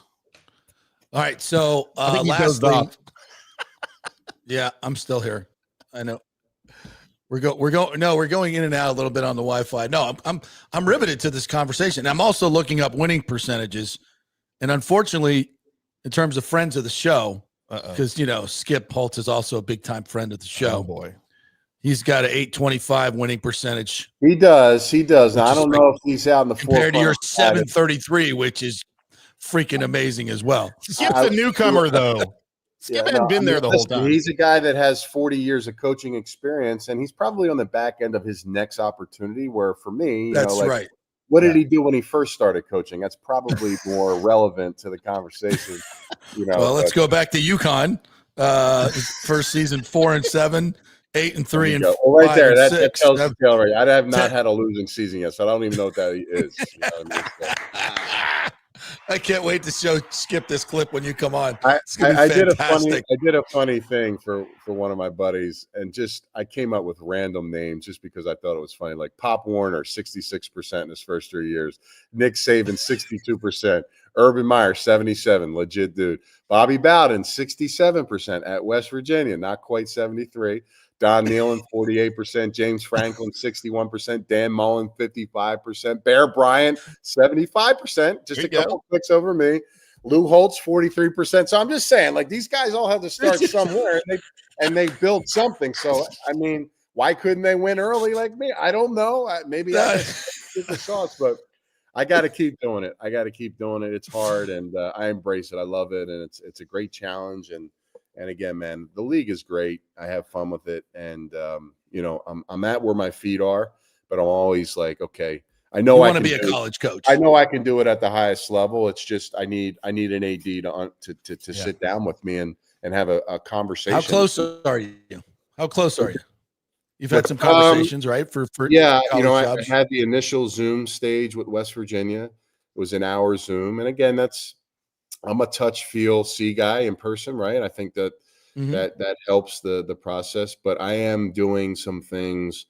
I have a really good agent, but I never rely on my agent, man. So I'm how do I get in the circles of ADs a little bit more of what I'm doing, who I am, and I've started to connect with certain people to help that process. So we'll see what happens, but again, it's always, you always like, who's watching, right? And I think that's the biggest conundrum for me. It's like, you guys are watching, which is great. You guys see what I'm doing is awesome, but who is watching, and how does that make sense for a college AD to say, let's sit down with this guy? How does it tie in? And I think if they hear a vision, and I think for me, like Group of Five to me is in a conundrum. I mean, they're not getting the funding they want. They're kind of getting left out in the storm. What are the differentiating factors for them to really, set themselves apart? And I just think from their coach, their buzz, the staff that I put together, my vision, how we can build, create money, get all those things, big picture. I think it's something they should sit down and listen to, and we'll see what happens. Like I said, again, it's a challenging thing, but a challenge is a challenge. Nobody thought I was going to be a head coach in the XFL, UFL now, and I got myself an interview with those folks and knocked it out of the park. So that time will come again, and when it does, I just got to be ready for it. So we'll see, but love where I'm at. Nice. Well, listen, brother, have a great time in Dublin. Thanks for spending some time with us. We really appreciate it. We're huge fans of you. We're huge fans of Rocco. Can't wait to watch the game this weekend. And I'm going to be texting you during the game probably. So have a great time there. I appreciate you don't have to text back. You don't have to text back. Don't feel no obligation. I'll just have to be getting things off my chest. So have a great time in Dublin, partner. Appreciate it. The great Anthony Becht right there. Appreciate it, guys. God, I can't even imagine watching my son playing a game that big and how fun that would be. It's just going to be going to all the pubs in Ireland. Good God. I mean, he's going to have Rocco's played in its era of big games already. I mean, the Big 12 title game. Yeah, yes. And everything. Yeah. So he's no stranger to that. Mike Norvell, what were you thinking? All of them, right? All of them. Golly. But it's like everybody has to recruit off the list. Oh, he's not an Elite 11. He's not this. He's not that. Well, you know what he is? He's a damn good quarterback with great pedigree from his dad. And he's right underneath your nose. And clearly Mike has trouble with the Tate Rodemakers of the world. And, he just doesn't know how to pick quarterbacks. Yeah. And I don't know how good Tommy Castellanos is going to be. I think he's going to be a huge upgrade over DJ Uiagalelei. But still can't say that. I think the Miles on offense will be great. They'll score points. But it's limited. It's limited. But at this point, after 2-10, get me to 7-8 wins. Yep. I'll be happy. But that's, that's sad to say. That's really sad to say. But that's where they are right now, and it's all part of it. They'll build it back. Jimbo had to do it. It's cyclical. Yeah. So, and they have got, I'm telling you, by the way, programming note, Michael Alford, FSU athletic director, will be joining us tomorrow at 10:30. And we're going to talk about all the new stadiums, the new facilities, the landscape of what is now revenue sharing and NIL and all that stuff. He's super good about talking about this and putting it in terms that you guys can understand, because I sat with him for about 2 hours to do that and tried to relay some of that to you guys. But you'll hear from him directly tomorrow. And, with the money they put into this program and the history of this program, the tradition of this program, like 8 wins ain't close to enough. You got to be in the playoff conversation every year. You got to be in the national championship conversation every year. You should be in the playoff every year. Like, that should not be a thing. A top 2 team in the ACC should not be a thing for FSU every single year. That's the expectation. And in the national championship conversation, you don't have to win one every year. One a decade is just fine. That's just fine. But it's about time for another. And where we're at right now, it seems a ways away. Seems a long way away. But I think we can get there. Yeah, everything is in place. It's just, they've got a chance to get out of the ACC. They've got certainty to that. And we'll talk about that, the whole lawsuit thing tomorrow. Lots to chat about with Michael Alford. And I think he's doing a hell of a job. And I know a lot of fans aren't happy with the stadium in terms of pricing people out. And I get that. I totally understand that. And so does he, frankly. But it's also, part of his job is to be on the front lines of where this is going and predict where it's going and be ahead of it. And I think this stadium renovation is a big part of that. It's a big part of that because it's about generating revenue now. And that's where the big money comes from. So do you think we'll have a better idea of where Florida State is after the game against Alabama on the 30th? Yeah. Yeah. That's the great thing about welcoming in Alabama is litmus test. Yep. You're going to know, right? You're going to know right from the beginning because that's the standard. And Alabama, by the way, may have been forgotten with their 9-4 season last year. We haven't forgotten. I know who they are. Are they Nick Saban, Alabama? No. But they're a notch below, and that's pretty damn high. That's still pretty damn high. And they've got arguably the best offensive line. They've got questions at quarterback, questions at running back, defense stout, extremely stout, and pissed off at Tommy Castellanos already. So going in. So yeah, listen, no, I think we're going to know a lot about them. And the good thing about Florida State is they've got basically 2 freebies after that. So they've got 3 weeks to get ready for the conference schedule and figure things out, where they're at, where they're going to go. And I think it's a good situation. I think it's a really good situation. I don't expect them to beat Alabama. Just don't get embarrassed. Don't get embarrassed on national television. Just hang in there, give it a game. And then you got 3 weeks to kind of figure stuff out before you get into conference. It's a good setup. And I'm glad they're being tested early on. I don't want, a couple of cupcakes and then you go into conference play and then you suddenly get, beat by SMU. It was a good football team. I get it, but that's not where we need to be over there. And you're not you're not just Florida State against Alabama here on the 30th. You are ACC versus SEC. That's how these things always pan out across the landscape. And again, I don't think you're probably a little higher on Alabama than I am right now. I don't think they're going to be that great, but I don't have as much of a clue about Florida State as you do, where they're at right now. So I think I don't either. I don't either. After last year, who can predict anything? Right? Who can predict anything? Nick Saban said they were going to the playoffs and had the best defensive line in college football. What the hell does he know? Well, I mean, he was there for a long time. He probably knows a little bit. Yeah. So what does that tell you? But that's what makes it all last year just absolutely mind-boggling. He wasn't the only one that predicted Florida State would be right back in it. Yeah. We all did. Yeah. And it just got derailed in the first game. And then some. All right, we got to take a quick break. When we come back, we're going to get to all of your brilliant comments. I've been reading them all, but we have great guests. We have to get to them.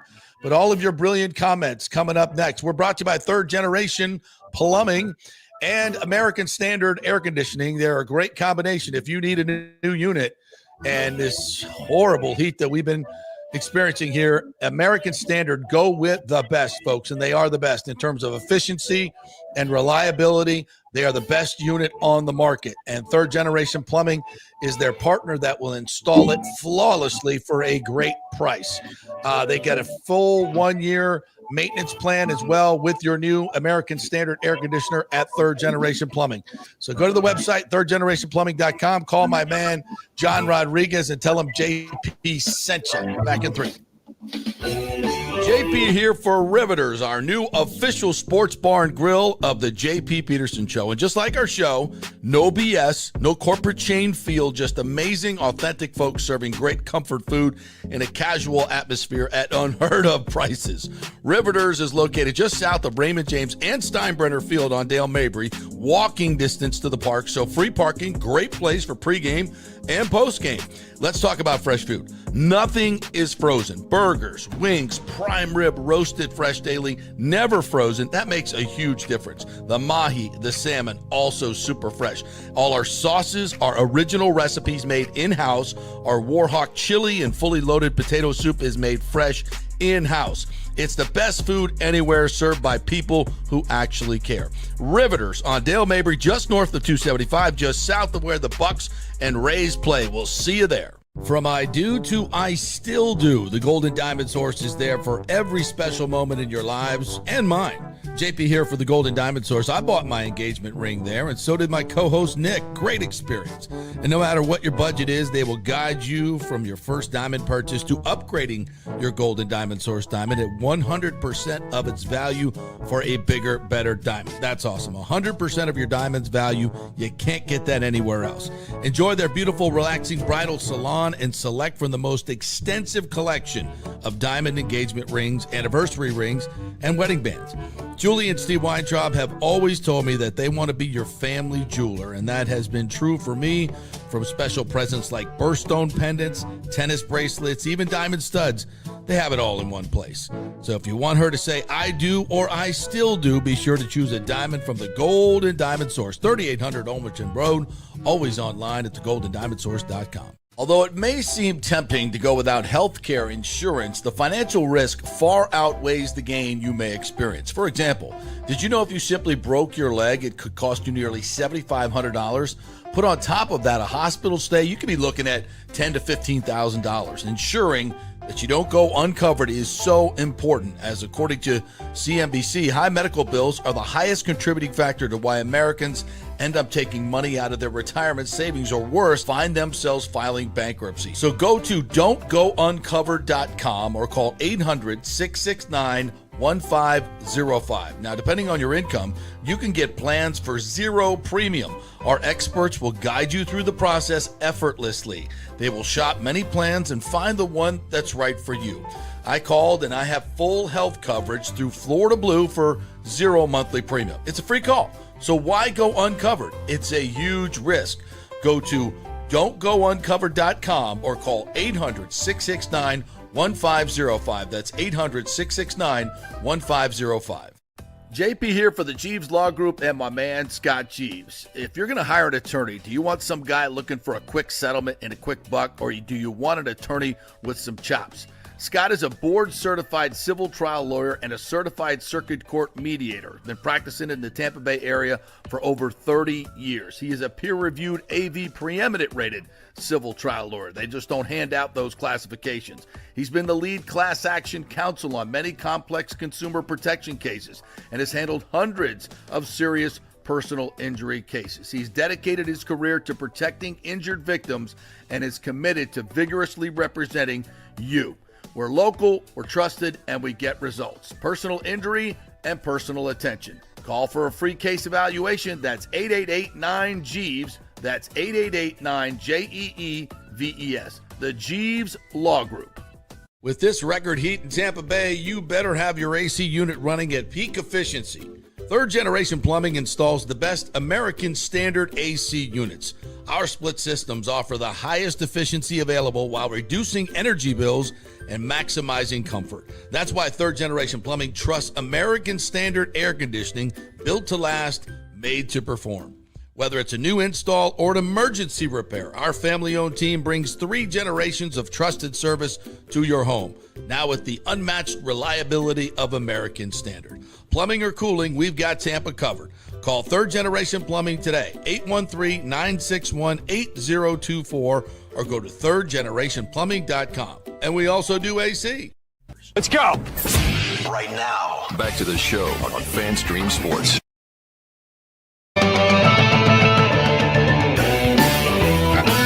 Welcome back to the JP Peterson Show, brought to you by the Gold and Diamond Sports. You're looking for that ring? It's only the Gold and Diamond Sports for that, guys. Best selection, best service. Not going to try to get you into something that you can't afford. And your diamond never loses its value. Bring it back, you get 100% of what you paid towards a new and bigger diamond. Only at the Gold and Diamond Source, 3800 Homerton Road. Always online at goldendiamond.com. All right, to some of your great, thoughtful comments today. Rolf Steinbauer, who is new in here, says Sterling isn't cutting the mustard. Let's be serious. Oh, he's doing more than cutting the mustard. I don't know about that. Yeah, Sterling's played really well. He's played really, really well in the games. He's played well at practice. And I think having him now, the Jalen McMillan, in case you missed that, news today, Todd Bowles says he has a severe neck sprain and it may last into the regular season, and was wearing a neck brace at practice today. So that is not good. James says if Cam Johnson, who we thought was going to be a special find, was ever healthy enough, maybe Shepard isn't as valuable, but seems Cam will spend more time in the tub. Cam and TP were back at practice today, Trey Palmer. So, yes, they've got some work to do right now. I think they're clearly behind Sterling Shepard. They got it, and probably behind Tez, who got back last week. Rolf says Teddy is a newbie and played 1 quarter. He's not a newbie. He's got 12 years in the league. Kyle Trask is the newbie. And a ton of starts. 65 starts to Kyle, 0. So, we love you, Rolf, but I think your takes on Trask and Sterling are off, if I may. Bantry says the Jags might claim Trask. I don't even – who's their backup quarterback? Who was playing after Trevor the other night? Let's see. But I doubt it. If you put one of those two on – Nick Mullins, John Wolford, and Seth Hennigan. Yeah. I think Wolford was playing the other night. I don't know if either one would be claimed, but I think there's a much better chance of Teddy being claimed. Yeah, give me Nick Mullins over Kyle Trask. I mean, come on. Yeah. Another guy that's had a lot of starts in this league. Yeah.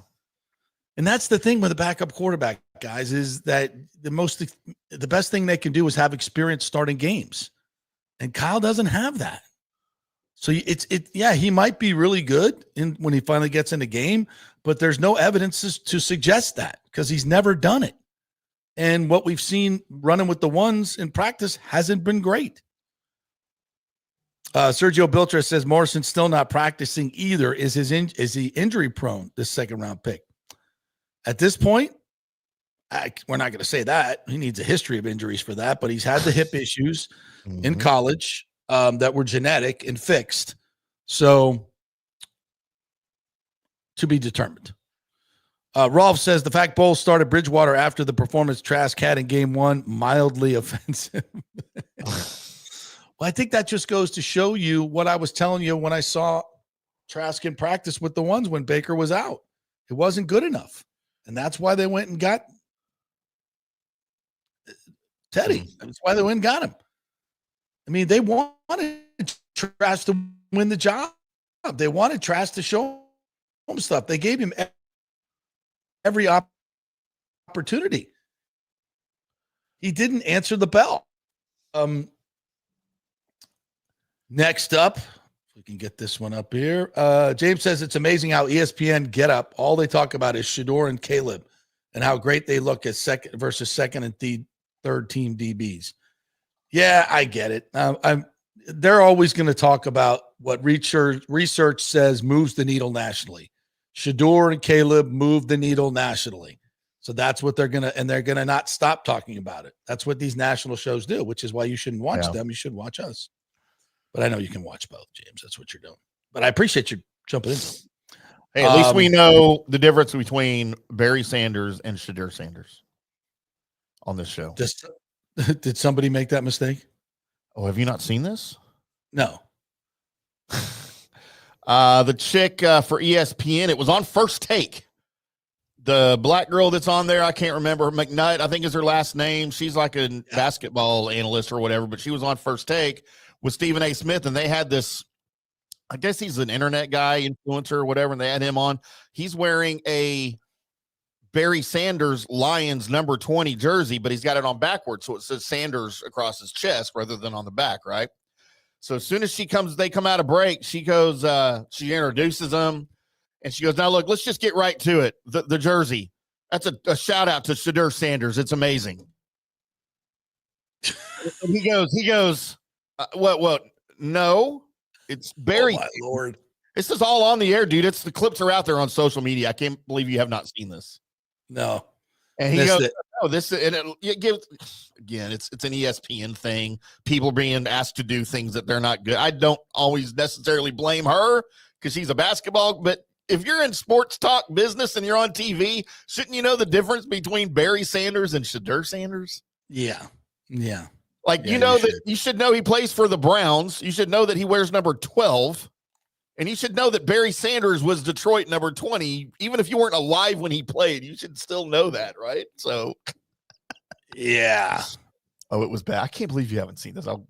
No, sorry. At the 12 hours I spend on social media a day, that didn't miss that. Lonnie Wilkins says, I opted to fly into TPA and drive to Orlando when we went there before finishing our trip to Pinellas. Yeah, it's worth the trip. It's absolutely worth the drive. It takes me 35 minutes to get to the Orlando airport from Windermere. Takes me an hour and 15, hour and 20 to get to Tampa. I'll choose Tampa every time because you're gonna make that time up just in parking and security. So there you go. Little hack there for you. Nathan Elliott says Tim Ham posts the best strategically placed on a bar drink picks. You do. I must admit. Between you and, I don't know, Ashley's pretty good too. Ashley takes, she positions her purse, the menu, and the drinks because you're not working with the designer purse, so you don't have that extra to work with. So I would say he's second best in my circle. Nathan, I think you should take a look at Ashley's drink picks. Michael LaRue says Bucs that were named ESPN's quarter century team. Brady, Gronk, neither one of those are Bucs in the quarter century vernacular. Levante David, no. 1. Darrelle Revis, no. Rondé Barber, yes. Richard Sherman, no. Kyle Shanahan, no. So we had 2. Let's just be honest, Michael. I don't want to claim Brady and Gronk or Darrelle Revis or Richard Sherman in any of these like quarter century. I don't want to do that, Michael. That makes us look silly, doesn't it? We don't need charity, doesn't it? Yeah. Rick says flight attendants don't start getting paid until the plane pulls away from the terminal. Pilots always try to get moving for the crew. That's true. I didn't know that. Yeah. No, that's 100% true. How do they get away with that? I mean, how long do they sit in the airport before the plane takes off? Mm-hmm. And they don't get paid for that? By the time you park and then you should clock in. Yeah. Right? Wherever they clock in, come through security, clock in. They should be getting paid then. Or at least while you're on the plane, even if you got an hour delay on the tarmac. Yes. The boarding process could take hours. Yeah. Especially if I'm there. You need a better union. JP, you want to see this video real quick? Yeah, sure. Good morning. Good morning. How you doing? Feeling good, man. Excited. Flew here for this. I'm up. I know I'm doing this early. I'm up, though. Jeez. Well, it's a blast for us to have you here. Thank you so much for joining us. All right, so the jersey. Let's get into it because obviously this ties to one Shador Sanders who balled out in his first. No. I'm sorry. I apologize. Barry Sanders. What oh my Lord! Hell is she doing? Oh my Lord. Because she said, obviously, this is a reference to Shedeur Sanders. Well, no. Listen, if you're watching ESPN, and I try not to, but when you do, and you watch some of these younger SportsCenter anchors, some of the mistakes that they make in SportsCenter are so egregious that it's laughable. It's laughable. And I'll just leave it at that. So I watched a video. Clay Travis with Outkick came on and addressed this. And, he's like, look, again, Monica McNutt, she's a basketball girl, right? Whatever. And she's being asked, like most are, by yes. It's like Stephen A. talking baseball. It's ridiculous. All right. It's not good. Yep. But that's not their forte, and they shouldn't be asked to do it. But he goes, look, even if you are employed by ESPN, you are on TV, you have to have some basic knowledge of sports and the stars that are in the game. He goes, I don't care who you are. It is inexcusable that you don't know the difference between Barry Sanders and Shedeur Sanders, and that Shedeur plays for Cleveland, who doesn't wear blue. Like, that should have been your first indication here. That's egregious. That's inexcusable. That's egregious. Yeah. All right. Thanks, you guys, for chiming in. Sorry we can't get to all of them, but my good friend and co-host here, Tim, has things to do that he has to get to. The Jaeger machine is out of reach right now, so he has to go fill up. So we'll get to all your great comments tomorrow. Michael Alford, Seminoles athletic director, has just completed a stadium renovation, $265 million, a football-only facility on the forefront of the NIL and revenue sharing new deals in college football. We'll get it all from him tomorrow at 10:30. Do not miss it. Have a great day, everybody. Go Rays tonight against the stinking Yankees. See you tomorrow.